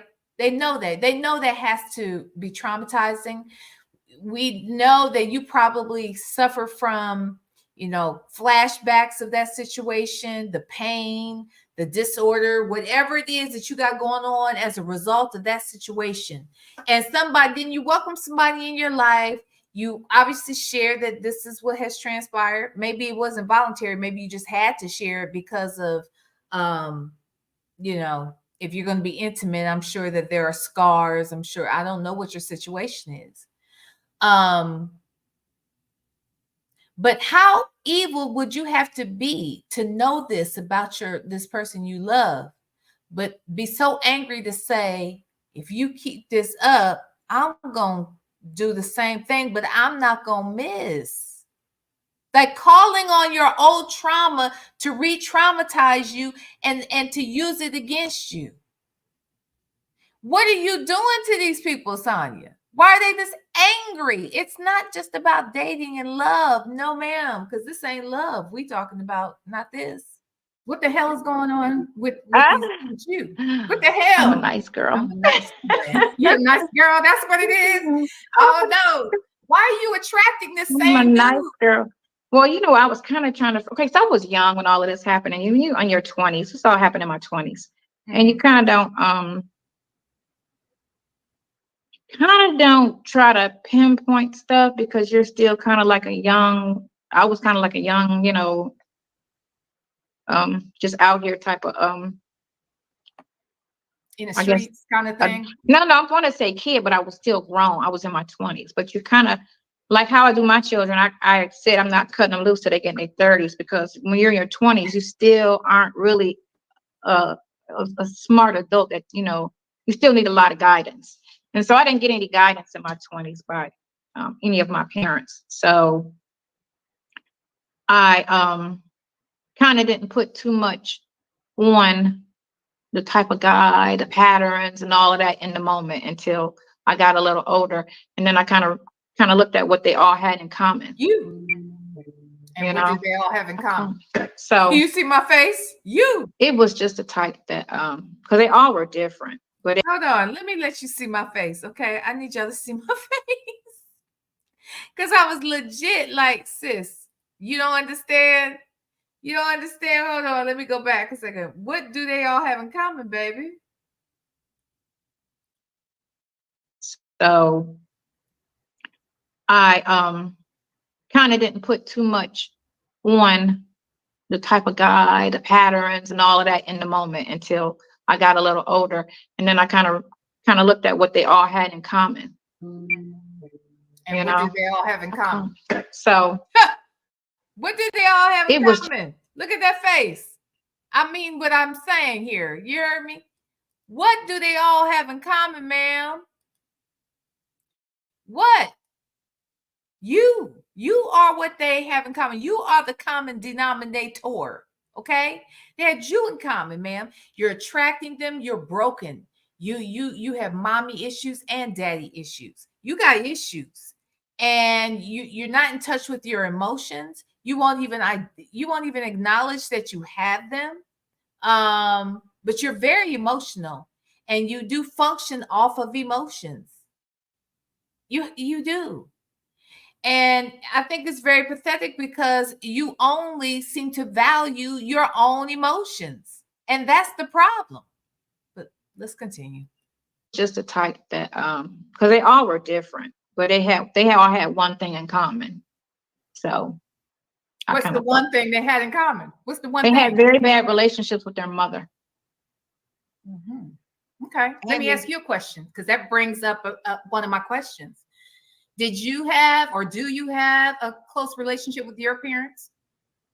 My dad, I did. My mother, no. Okay. Now, let me say something about this. She said her dad, she did, but her mother, no. Well, what I recall her saying to me is that in this interview, yes, she says that, you know, she was not close with her mother. She was close with the father. Okay. But she also mentioned later that she did not speak to her father for 2 years before his death.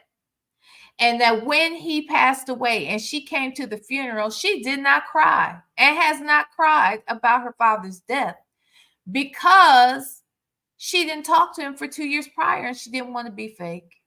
Now, those are her words, not mine. I didn't want to be phony, so I didn't cry. I still haven't cried, is what I heard her saying.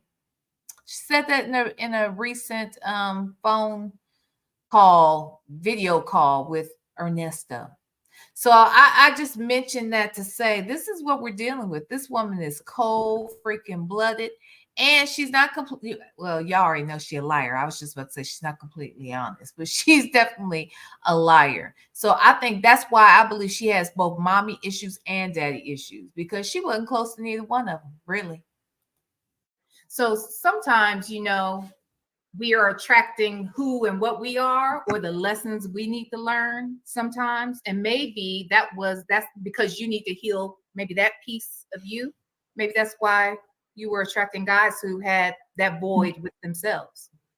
No, well, they didn't show any signs till they showed the signs. It wasn't like calling me out my name or putting their hands on me. It was Jay Vickers, you ain't never lied. She got framed pictures of somebody else's damn husband on her dresser. They say it's in the bathroom, the kitchen, the bedroom. They say the pictures is everywhere, girl. So yes, but that's her best friend. You didn't hear? That's her best friend, child. It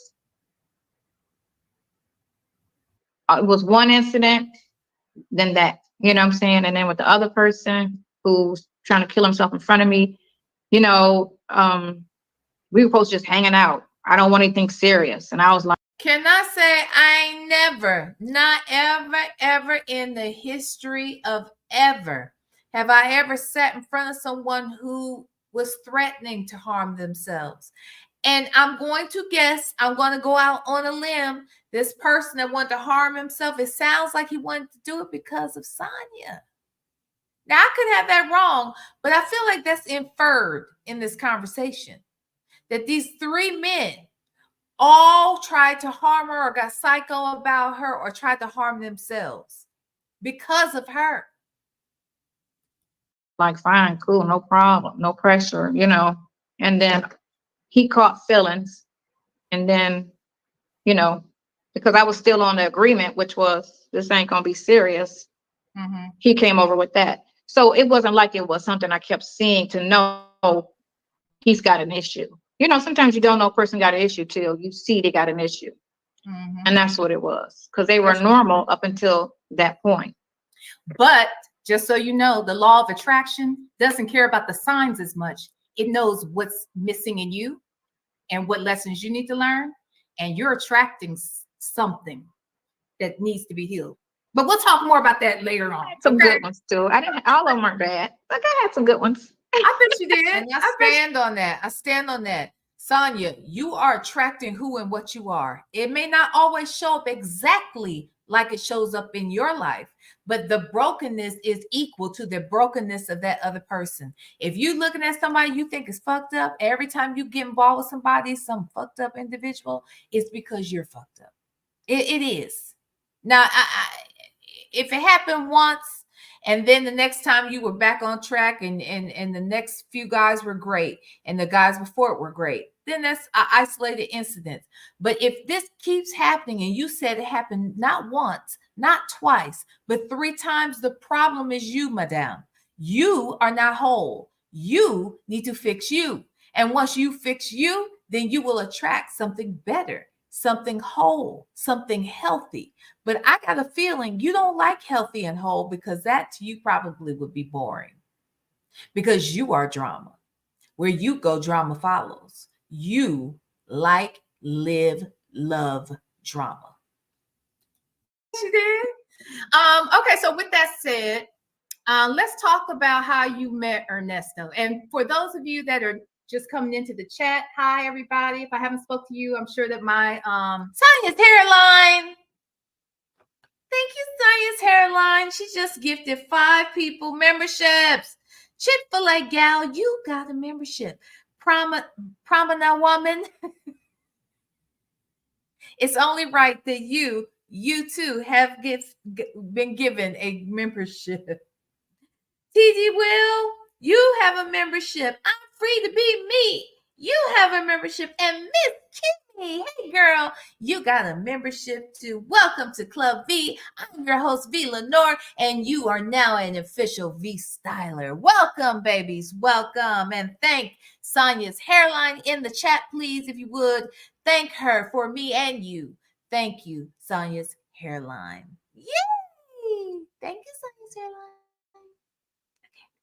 My moderators will greet you properly. This is Sonya Durham Waller. So are you going by Miss Durham now? How you gonna change the name, Sonya, when you got a whole channel that's called Miss Waller? So the thing what it is, because my last name, Durham, that's my maiden name. It was kind of very popular where I'm from. So I was kind of Child.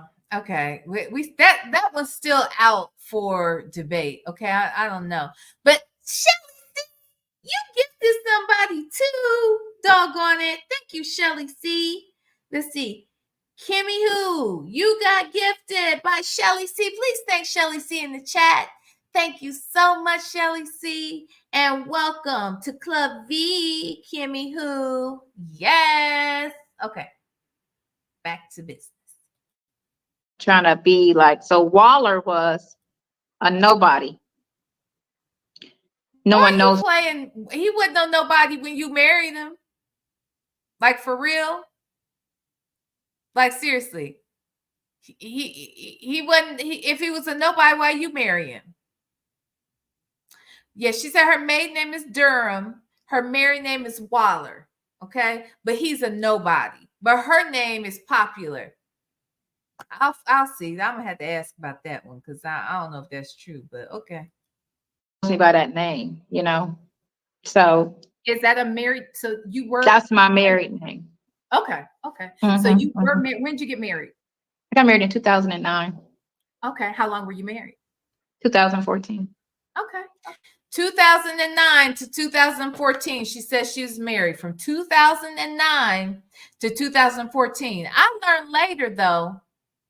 And I saw the Tasha K interview. I did see it. I didn't quite remember this part. I want to say someone did bring it up later. And Real Talk Bougie, I remember she addressed it. She just said, wait a minute, did she just say she was married 5 years? When she told the rest of you, I guess, in other interviews or elsewhere, that she had only been married for 4 months. Now, I don't know if she means that maybe they were together for 4 months and then they went separate ways for 5 years. For 3 years and I don't know, 8 months. They went on their own way and then finally got a divorce. I don't know what that is, but all I know is she told me she was married for 5 years.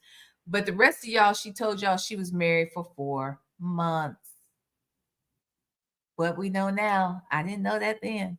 Okay, I understand. I I know. understand. Bella, been there, done that. We dated on and off since 1989. So we were just like, But he's a nobody. you know, Okay. and we All still right. talk. Like we still talk. We still cool. Well, why you call him a nobody? Why you talking about the man like that?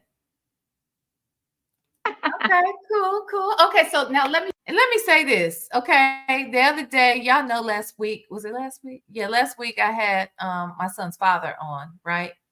And you can see the banter that you saw online is the banter we have offline. Okay. All of my exes, I have that same kind of relationship with, to be quite honest. I do. Do y'all think Sonya has those kind of relationships? Because I don't, because ain't nobody tried to off me. Nobody tried to unalive me. Okay.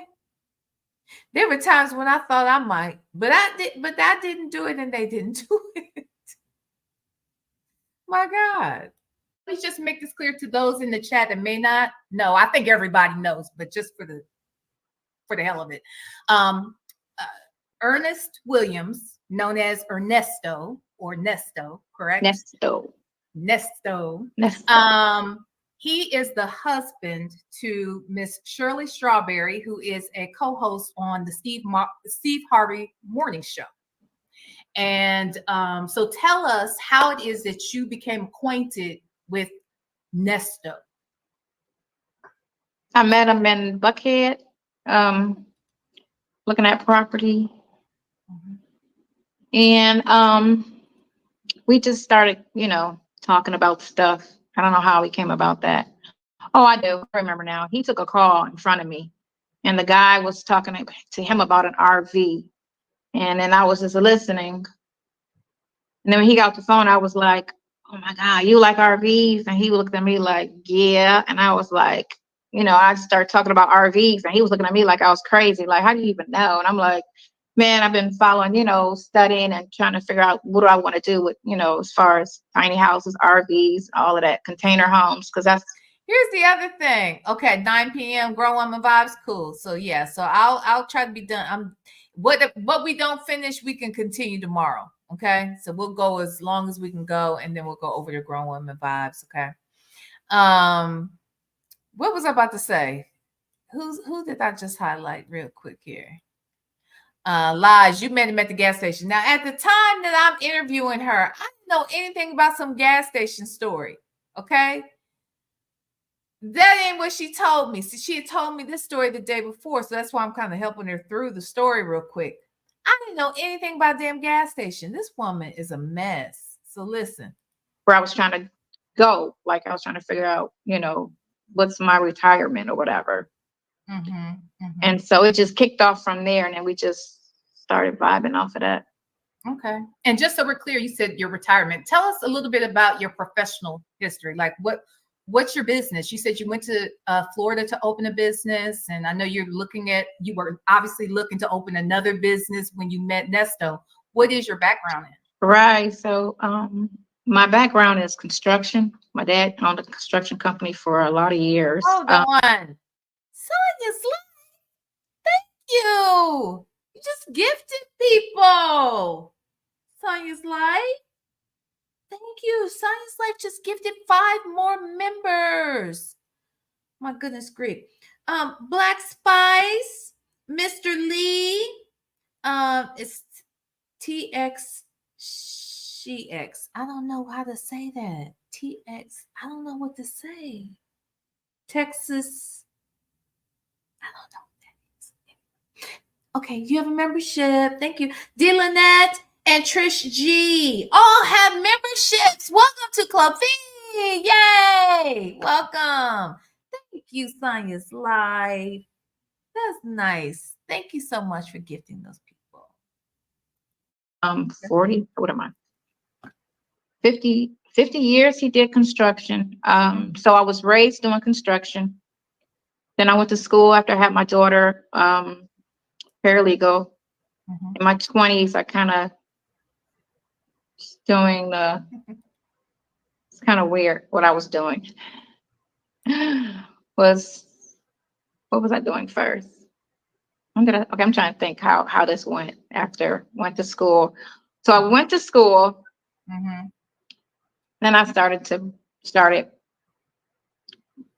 I wanted to be a cop too. It's kind of weird. I wanted to be a police officer. Really? Yeah, but my license was suspended because when I was 17, I got into a car accident and my dad didn't fix the situation, so they suspended my license. So I didn't have driver's license, so they said I didn't qualify because I didn't have driver's license. And so I started breaking the law, doing a little hustle stuff. And then after that, I stopped, and then I went into working for my attorney who was my attorney when I got shot. That's how I met him. And then I ended up working for him. He did criminal law, family law, probate, all that type of stuff. And so I ended up working for him So, like I said the other day, and I forgot she had said this in the interview, but yeah, so she went to work for an attorney that had helped her, who was probably helping her stay employed, because if she got any form of probation, she had to be working somewhere. And she probably didn't have any real work experience. I don't know why her dad could have hired her.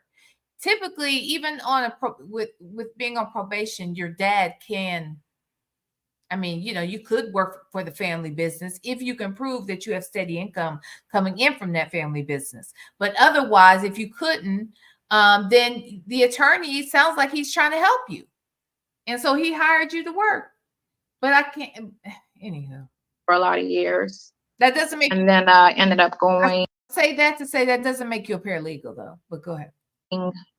To Detroit for 4 years. And then I was bartending, waitressing, working at a law firm. And that's how I got into clubs. Working at the law firm got you into clubs? No, I used to work at this place in Detroit.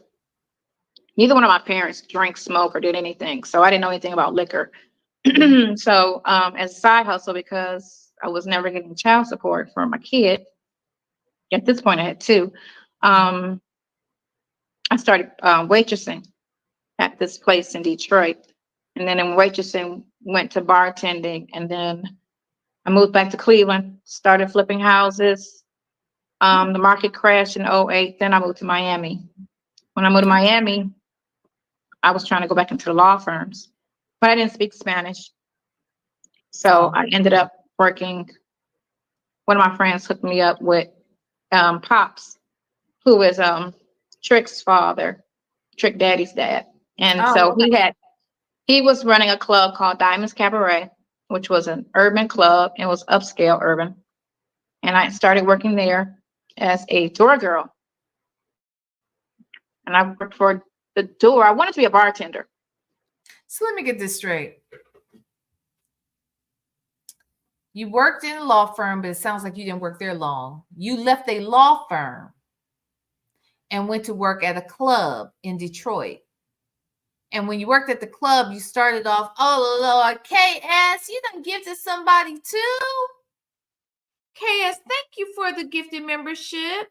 That membership went to Kingdom of Kush. Kingdom of Kush, congratulations for the membership. And thank you so much, KS. I appreciate that so much. Hell, what was I about to say, y'all? Let me listen. But he put me on the door because I was like 30. That's what I was going to say. So this girl went to work for a law firm, which we don't know for how long. And I didn't hear anywhere in that conversation before getting her that job at that law firm that she had been to court reporting school at that time. I don't know when she went there. Okay. But she said she left the law firms and then she decided to go work in the club. And when she worked in the club, she started off as a waitress and she graduated up to a bartender. Got it. Then she left bartending in Detroit and moved to Florida. Or no, she moved back to Cleveland. But she ended up in Florida where she was going to no, she was flipping houses in Cleveland when she went back to Cleveland, right? She flipped houses in Cleveland. But when she got down to Florida, she started off down there in attorneys' offices, but couldn't speak Spanish. So she went to work for the club. I forgot. Somewhere in there, she was a door person too at the club. Bottom line is, these jobs she had at the club, while they were probably jobs that brought some level of experience her way, the truth of the matter is, I don't hear anything that qualifies her as to be a manager of said clubs. So who is hiring her as a manager based on what? She's not even consistent with her work history. Her work history is all over the place. So who is going to entrust the management of a money maker to her? Doesn't make sense to me. I don't know nobody. These people who do good business, these real business people we talking about, that doesn't make any sense to me. All you have done has been the coke girl, the door girl, the waitress, and the bartender. I ain't heard you managing shit. But in between time, you done been to court reporting school. You've worked for different law firms. You can't keep no job nowhere you go. And somebody's supposed to think that you are a businesswoman? I don't understand it. I don't understand it. 8 years old at the time, Mm-hmm. which I was mad at first, but then the door, $1,500 a night. So the door was cool. I was like, oh, I ain't mad at the door. So I just, the door was good. And I only worked like a couple nights a week and I was making good money at the door, just greeting and you see everybody. And I was just like, wow, I like the door. And then, so I ended up doing the office and the door because they knew my background. And then within 6 months, I was working in the money room. Mm-hmm. And I went from the money room to assistant. Well, here's the thing. A law firm might actually hire her. So she can be a felon. There are a lot of felons that work in law firms, to be quite honest. A lot of times, like I said before, attorneys, if they really see something in you, they know you need they know you need work. If they believe in you and they have the bandwidth to be able to hire you, some might do that. Some might do that. And you can have a criminal record and work in a law firm. In fact, sometimes it's helpful, believe it or not. So I'm not even tripping off of that. The fact is, she doesn't stay anywhere very long, whether it's in the law firm, whether it's in the club. Even if she wanted to work in clubs, I'm not turning my nose up to anybody who's running clubs. People make a lot of money running clubs, but it's a real business. It's hard work. And waitressing here and there and bartending here and there does not qualify you to manage them. These are major money makers, and there's a lot of things that have to be considered. And ma'am, if you don't have a driver's license, how the hell is somebody gonna entrust you with a beverage license, with a liquor license? Okay, go over there and handle that. But I just don't understand her logic here. I guess she thinks we're all idiots, but I don't hear any consistency with her job history.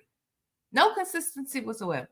Assistant general manager. This was all in under a year. Yeah. Oh, wow. And so you learned the entire business from.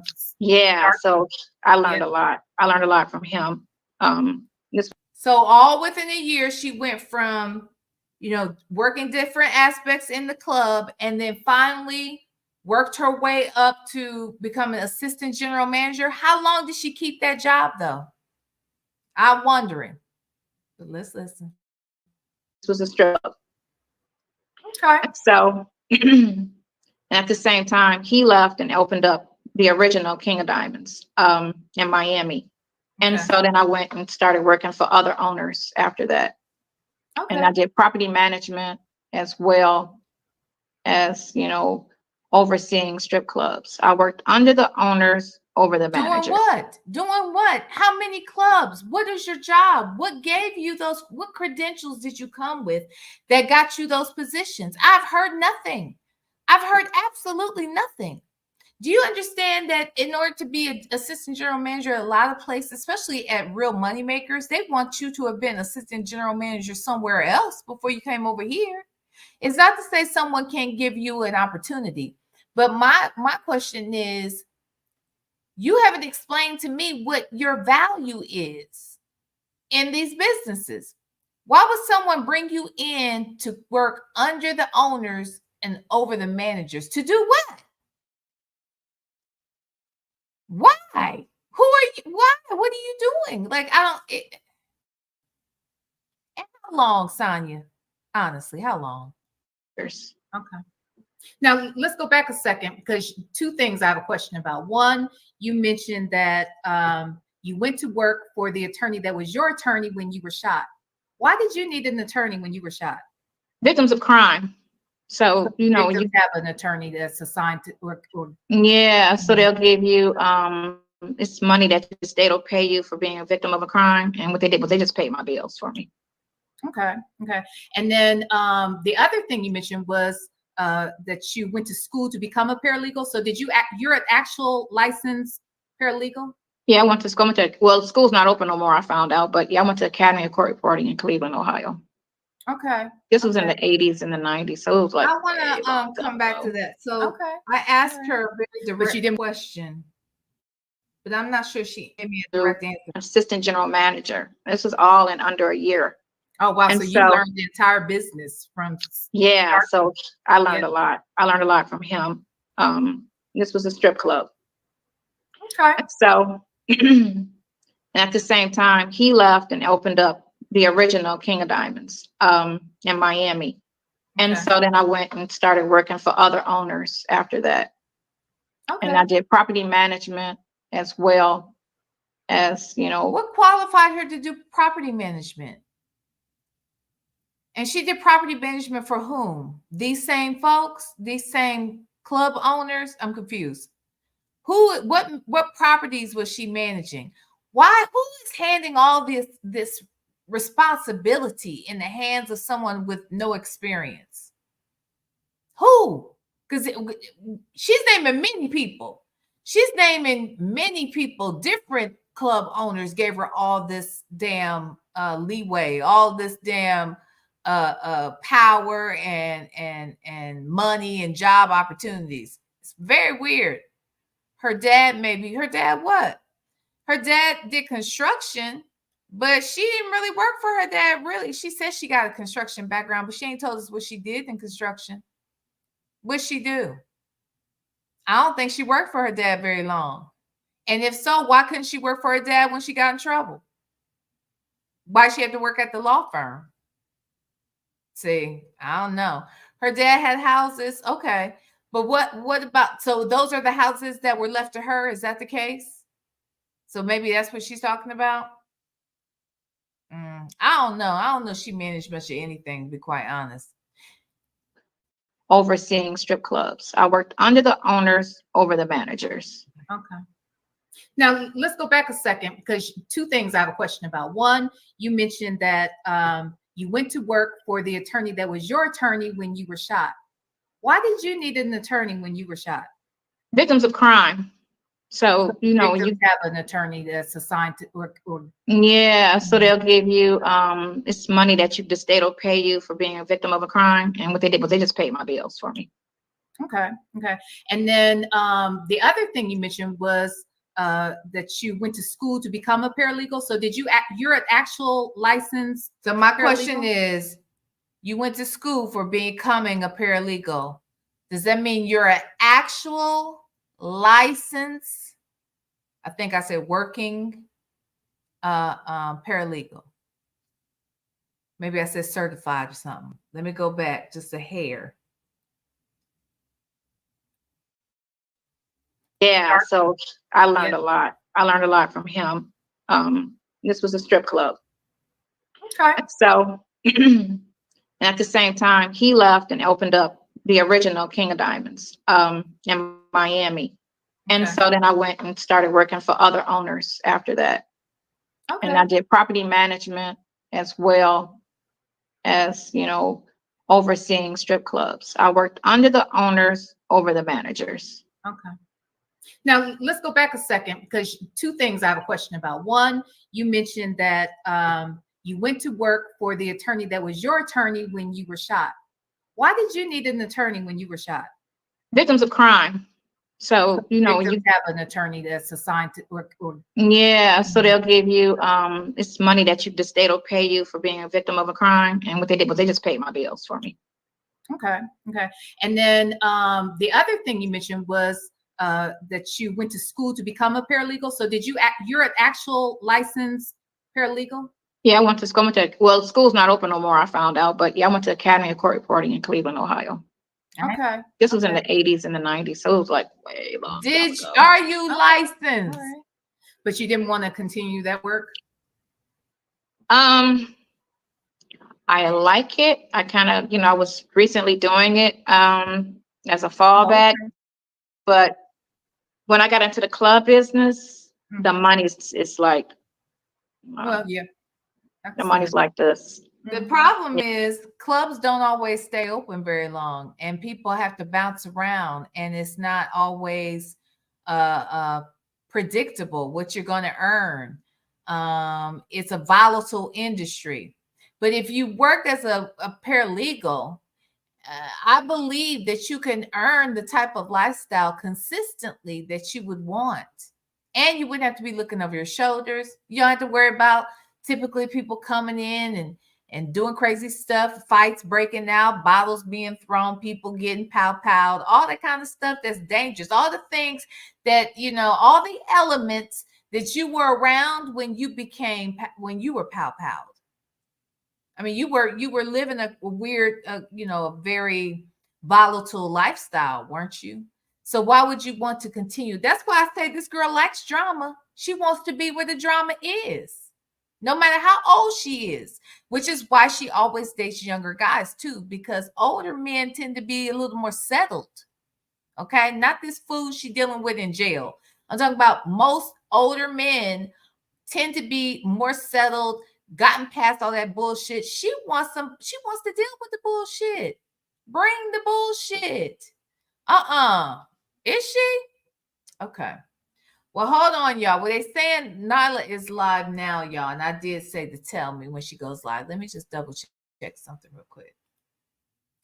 Nyla's live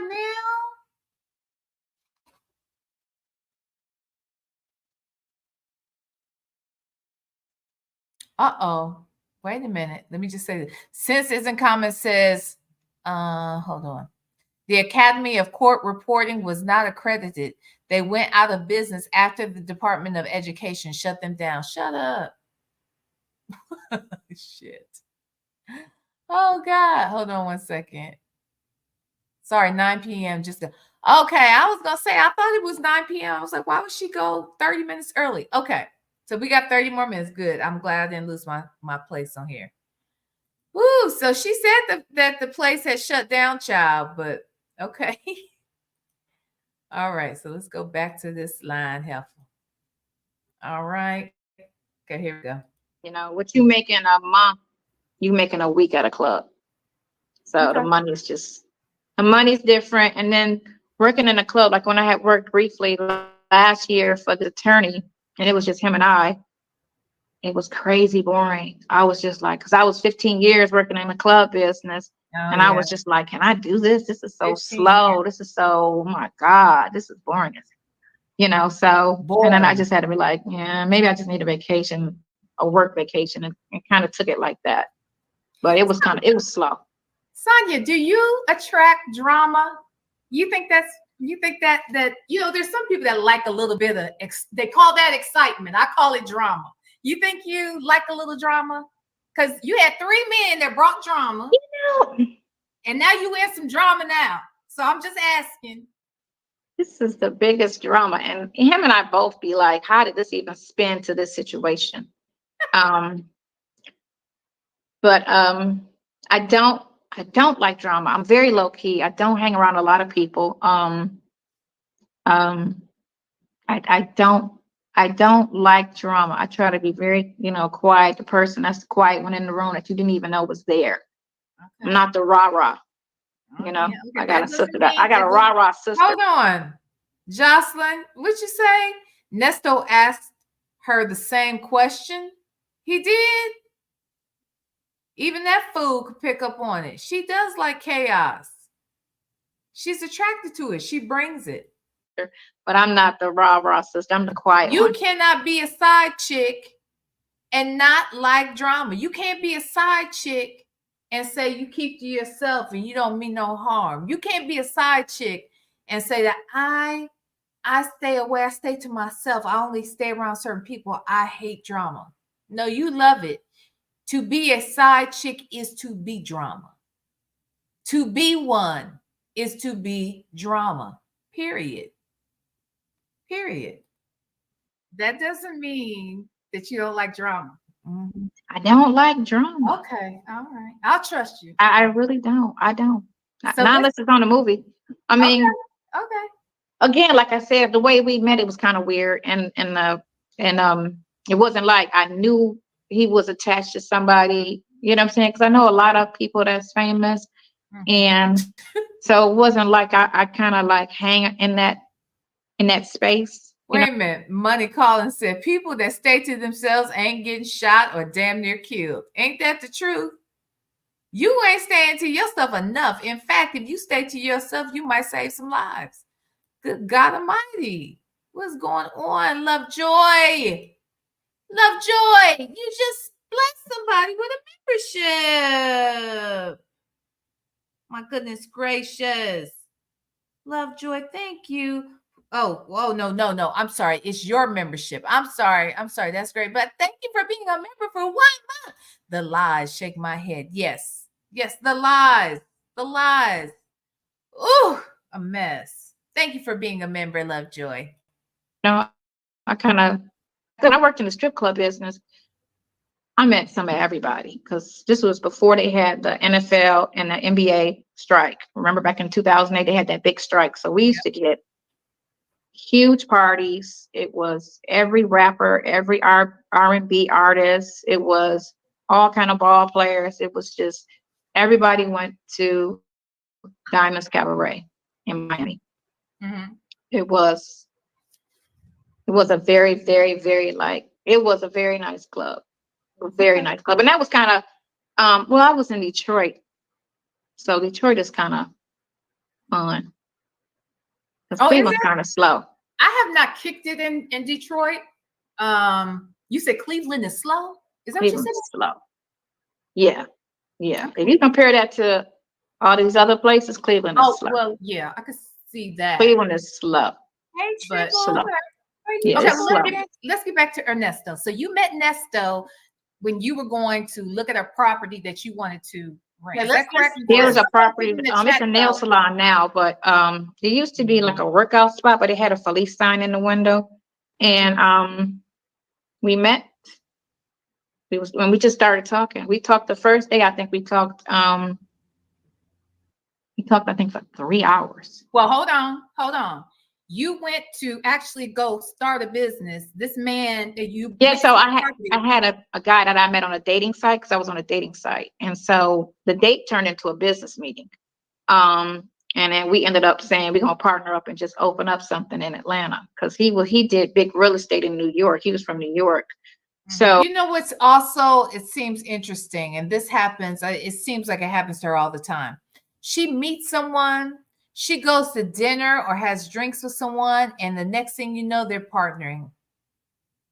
Now, I don't know any real business people who just meet somebody and say, hey, let's do business, without knowing anything about your background in business, how well you connect to others, what else you got going on, are you a scammer, what's your track record? I mean, who just every time they meet somebody and eat with them, just because they got money, they want to do business with you?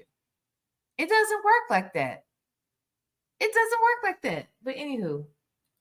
Oh, he didn't know anything about the club business, and that was my background. So him and I was going to do a gay club in Atlanta. Mm-hmm. And so I was looking for spaces because I was living in Buckhead. So I hadn't been to Atlanta really before. So I didn't know Atlanta. So I just knew the area that I was in. Okay. So I was looking around in the area that I was in. And this location was actually maybe 4 blocks from my house. Okay. Yeah. And so you went over there to see the property because you want to lease it or buy it? I saw the property a couple of times, but this day I took the number down. I called, nobody answered, but then later that day, because the grocery store is in between. No, the grocery store's on this side, and then it's a separate location, and then it's me. So I passed it, and then I saw somebody walking in, and then that's when I was like, here's my chance. Let me run up and see. Because the lease sign was still up. Okay. And he had just leased it. That was the So he was- problem. No, but I'm trying to understand, where did this gas station story come from? Look, if somebody can tell me where she told the story about meeting him at the gas station, did she say it on Judge Fifi's channel or Sylvia's interview? If anybody can give me the timestamp, I will play it right here and now and give a damn. Somebody, if y'all know where she said that, let me know. If you figure it out before we get out of here, let me know, because I want to pull it up. I've not heard her say that, but I've heard multiple people say that she met this man at a gas station. As you can tell, that is not what she told me. All right. Okay. He had just got keys that day. She just got the keys that day. Was he by himself? By himself, alone. And you were alone as well?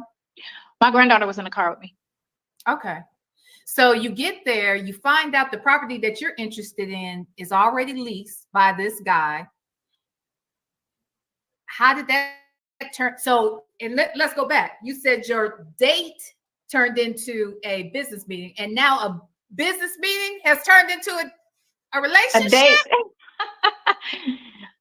You spent that one. You did that. Y'all did that. Y'all spent that. I didn't spend indirectly. No, it turned into a friendship. So let me understand this though. Now let me understand this. I didn't spend nothing, but I did.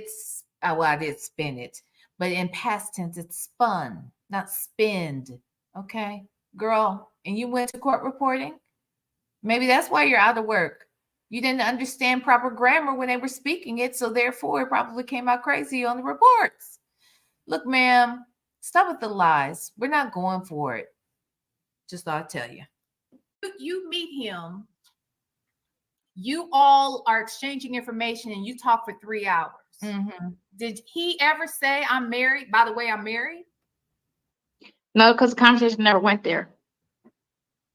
For 3 hours, what is there to talk about to a stranger? Man, we talked about my history, my past, my drink, really, business, work, the club business, my background in club business. Why didn't you tell this stranger all your business in the first 3 hours? I get that from my dad. My dad can sit there and talk a stranger to death for hours. We used to always be in the car mad because he'd be outside just talking somebody to death. We'd be like, "Come on now," and he'd just be like,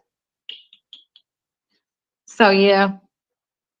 Sonya, I don't know. Sometimes you just click with a person. I mean, that's not the first time that's ever happened. But sometimes you just click with a person, and he basically was listening for the most part. I think he chimed in after we stopped talking about RVs. He chimed in 1 or 2 times very briefly.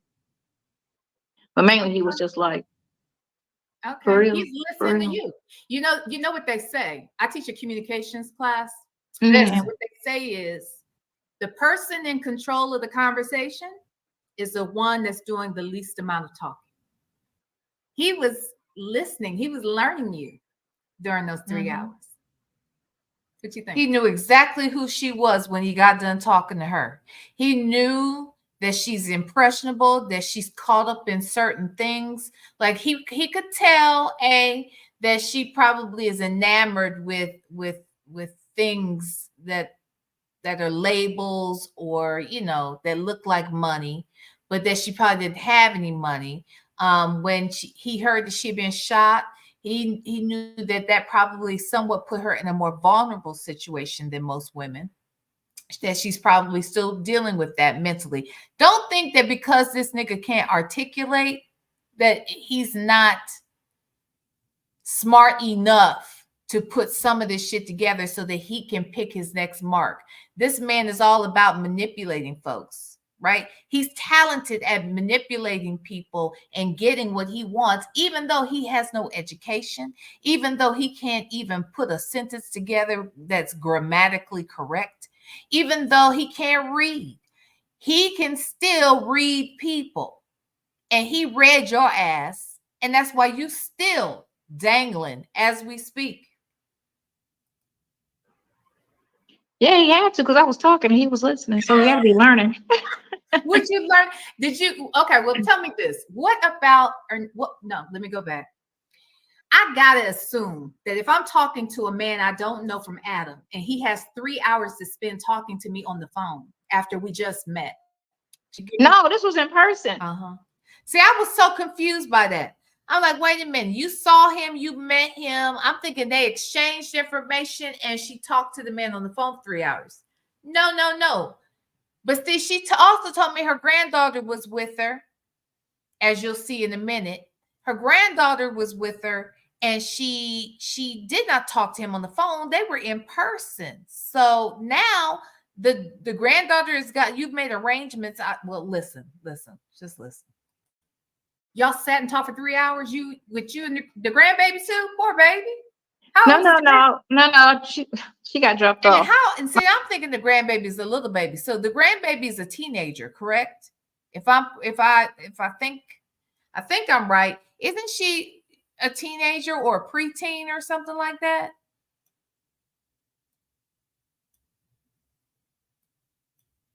$15. So she was 15 at the time. So she had her granddaughter with her. She's meeting this man. And then they made arrangements to meet. Well, listen. My daughter came by and got her. So no. Okay. 3 hours in person. Oh, okay. So that feels like kind of like a date. No. There wasn't no drinks or food involved, so no. Well, where were you? Obviously, where did you talk to him? So, and see, I didn't pick up on this. So, was she talking to him on the RV then for those 3 hours? Like, if there's no food and there's no drink involved, that means where are you? You're not sitting somewhere that serves food and drink because they typically require that you buy that. I'm sure y'all didn't go to the library and talk. Where were y'all at for 3 hours? She must have been on that damn RV. He knew. He had a good feeling that you were probably single. I'm guessing you were single. Were you single? No, I told him so I did mention that I was engaged. Oh, that's right. Remember? And here's the other piece. Now, this part I forgot too. So she supposedly was engaged when she met Nesto. Now, this story gets a little crazier here too, because she said she slept with him on the second day, which you'll hear in a minute. But the rest of you are telling me that she mentioned that she slept with him on the first day she met him. But that's not what she told me. But she told somebody that she slept with them the first day. Now, she also says, wait a minute, CCB. Well, no, not CCB. Who was it just said this?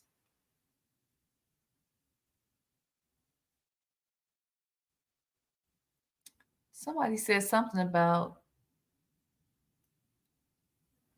where they were, whatever.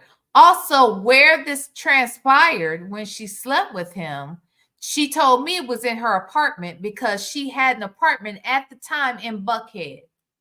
Okay, so she said they went back to her apartment in Buckhead, and that's when they did the nasty. Okay, the nasty with the nasty. All right, nasty Nesto with the nasty. Okay, that's what went down. That's what had happened.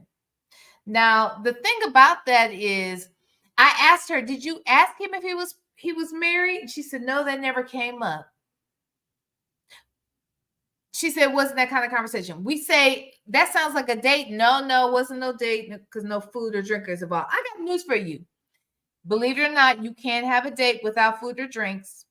Sometimes I've had, times when I've gone on a date where it just was like, let's take a walk in the park. Let's go down to the Jazz Fest or to the whatever. That happened. No food or drink involved. I still consider it a date. My question to you, ma'am, is how on earth are you out here, making new friends with a man that you don't know from Adam, sitting on RVs, talking to him for 3 hours plus, telling him your intimate, dark secrets and moments of your life, and then fucking him within 24 hours of that, but you want us to believe it wasn't no big deal because you was engaged. Evidently, your engagement don't mean a damn thing.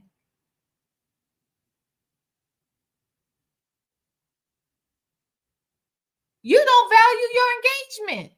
So why we gonna value what we don't understand what you value? Okay, so we won't say what you wouldn't do. You just said earlier, if I was with a dude, remember in the call we just listened to? That was in January of 2023, and she's talking to the dude next door, and she said, if I was with this dude, you wouldn't be in my face. Well, why was Nesto in your face when you had a fiance? Why was Nesto in your face? How did that happen? Just 6 months prior, or maybe it wasn't 6 months, but still, when you met him, why was he able to get in your face and let alone get into your panties? Explain that to me, because that has not been cleared up for me just yet. All right. I see Miss Buckeye 99 VLenore. It was this interview that made me a fan. You got her to lower her guard, and then you brought the heat. She then got defensive and dismissive. Yeah, she mad to this day, child. She mad. Because I don't do old. I wasn't into old people, so when I looked at, I was just and like, that's another thing. This old people bullshit. It's you old. If Nesto is old, so are you. We are all in the same age bracket. The bracket is the same. Okay?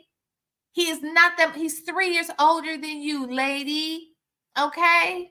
Stop it. He's 3 years older than you. And, ma'am, you're old too. If he's old, you're old. We're all old. Fuck it. Whatever it is. But the problem is, because you love drama and you don't want someone who is settled and wise and has lived life and has done this and done that and is over that dumb bullshit and is ready to be at peace and be comfortable in life, because you don't even understand what that feels like, looks like. You are always over here where you are destined to be confronted with some drama, messing with niggas from 15 to 23 years younger than you, messing with people the age of your kids. I wish I would. He's old because he looks old. So does he look old? Didn't know we were 3 years apart. But I was dating. Always dated extremely younger people than me.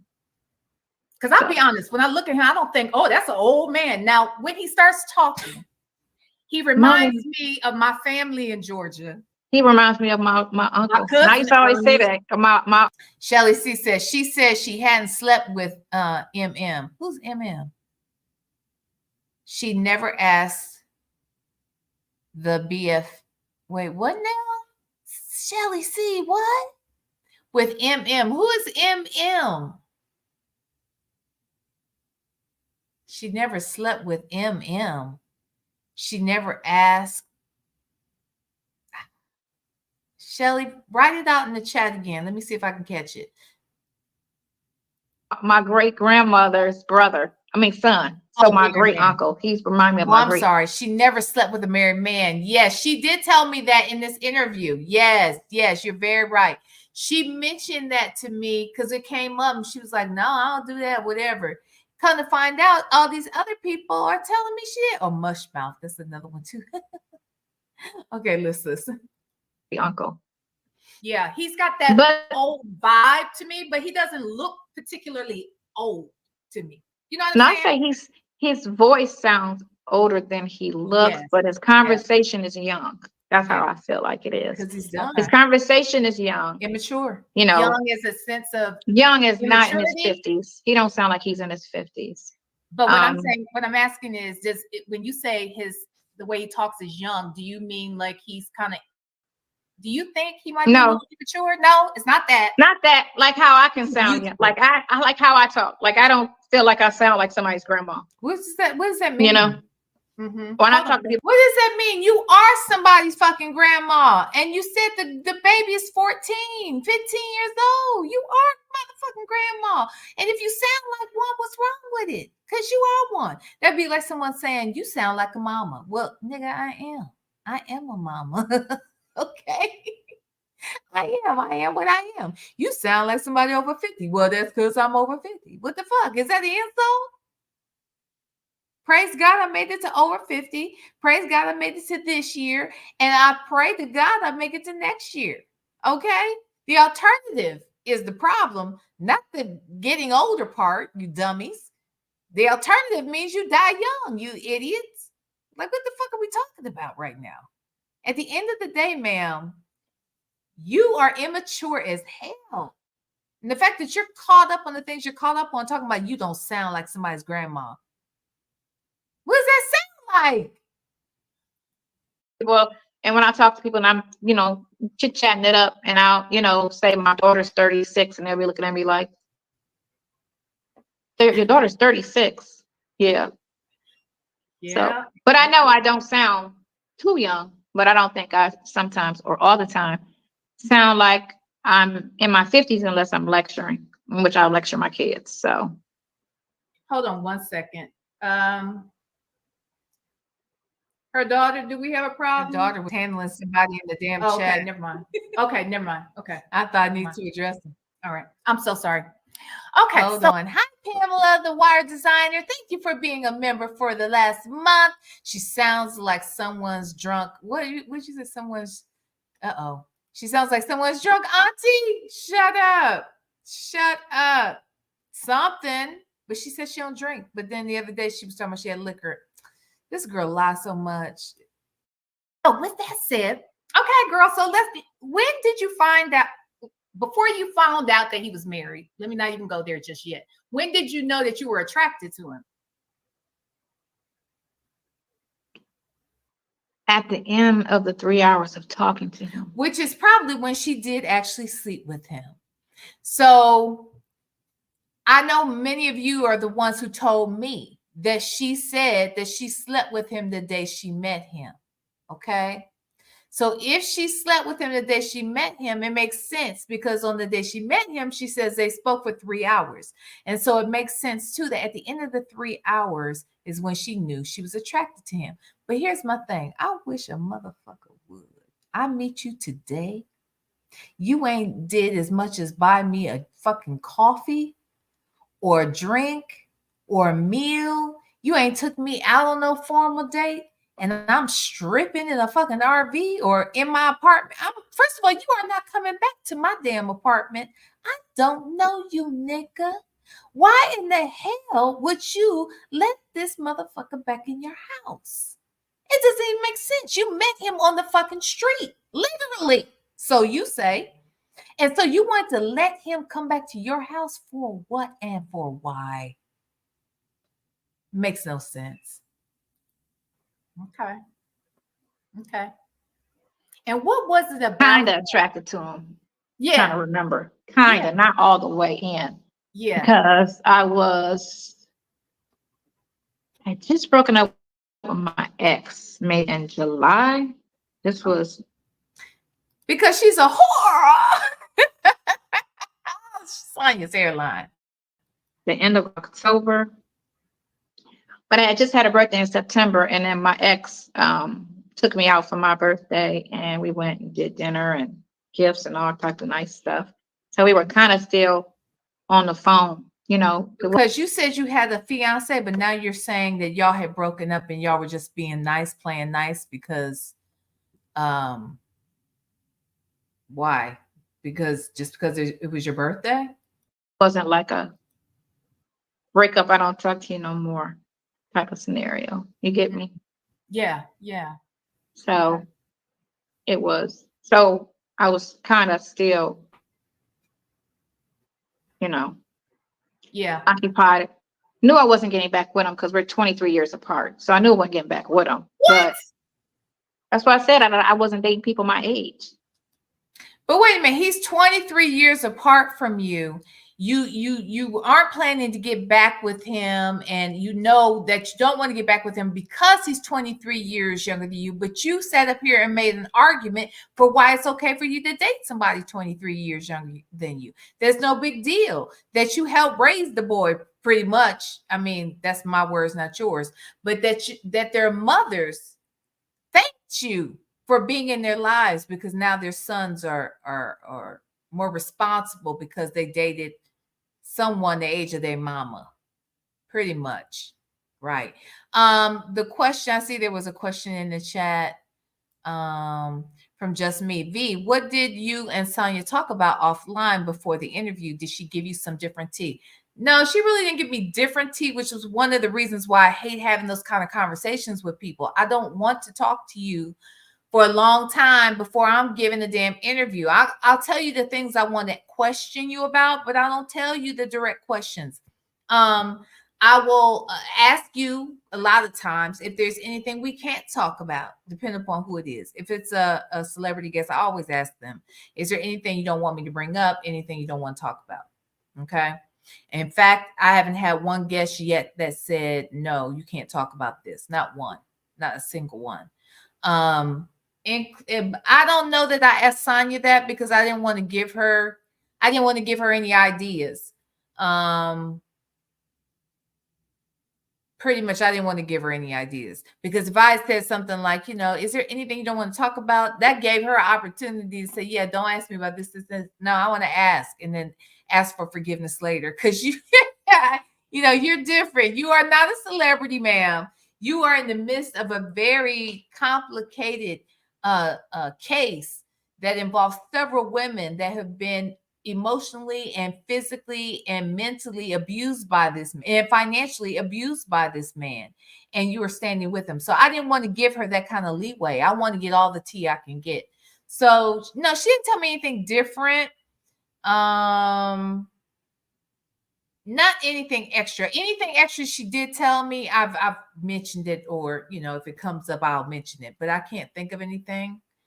Yeah, I did not want to talk to her 2 hours before and then come and do a 2.5 hour interview. But she forced me to. So he's 20. He was born the day after I got shot. So how weird is that, right? Girl, Robin, thank you so much for the super sticker. God bless you, sweetie. Thank you so much. Pamela, she sounds like the drunk auntie. Danny, IRL, my son is 28 and I wish an old bitch would. I know that's right.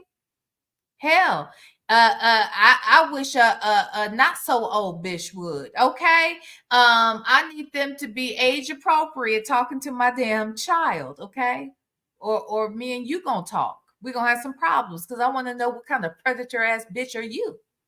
Okay, we're gonna have a talk. Whew, I hear you, Danny. Bella, thank you for being here for 1 month. A 20-year gap is apparent. Thank you. I wish my son would. I wish some old bitch would. Okay, let him come up in here talking crazy to me. Should have been a sign. Okay, but anywho, he's a sweetheart. Look, he's a sweetheart. I'm sure he is. He's a baby. What the hell? He's a child. What you talking about? So you said your daughter is how old? I've dated a lot of guys. Like my other ex just turned. His birthday's today, actually. I gotta say happy birthday. This is not a good thing. You telling me you did this a lot does not help the case, ma'am. Anyway, it's grown woman. Look, this is a good stopping point. This is at the 38-minute mark. I will stop this now. We will gather ourselves and come back out here tomorrow and try to get through this mother sucker. Okay, if you all meet me back here tomorrow, we're gonna get through this thing. We're gonna rip her to shreds, and then I'm gonna read my DM message from someone who knows Sonya too in her real life, and these people know her well, supposedly, but the person that made contact with me to share this information, I have remained in contact with her, and I will not reveal her at all. I told her I would never reveal who she is, but she's a real person, and I know. I'm just saying she's a very real person. Okay, and I believe everything she said because it's been corroborated by other things and other people. But yeah, I'm very interested to hear what Grown Woman Vibes has to say. Y'all, if there's any other show ideas you have for me, you know where you can hit me up on IG or email right here.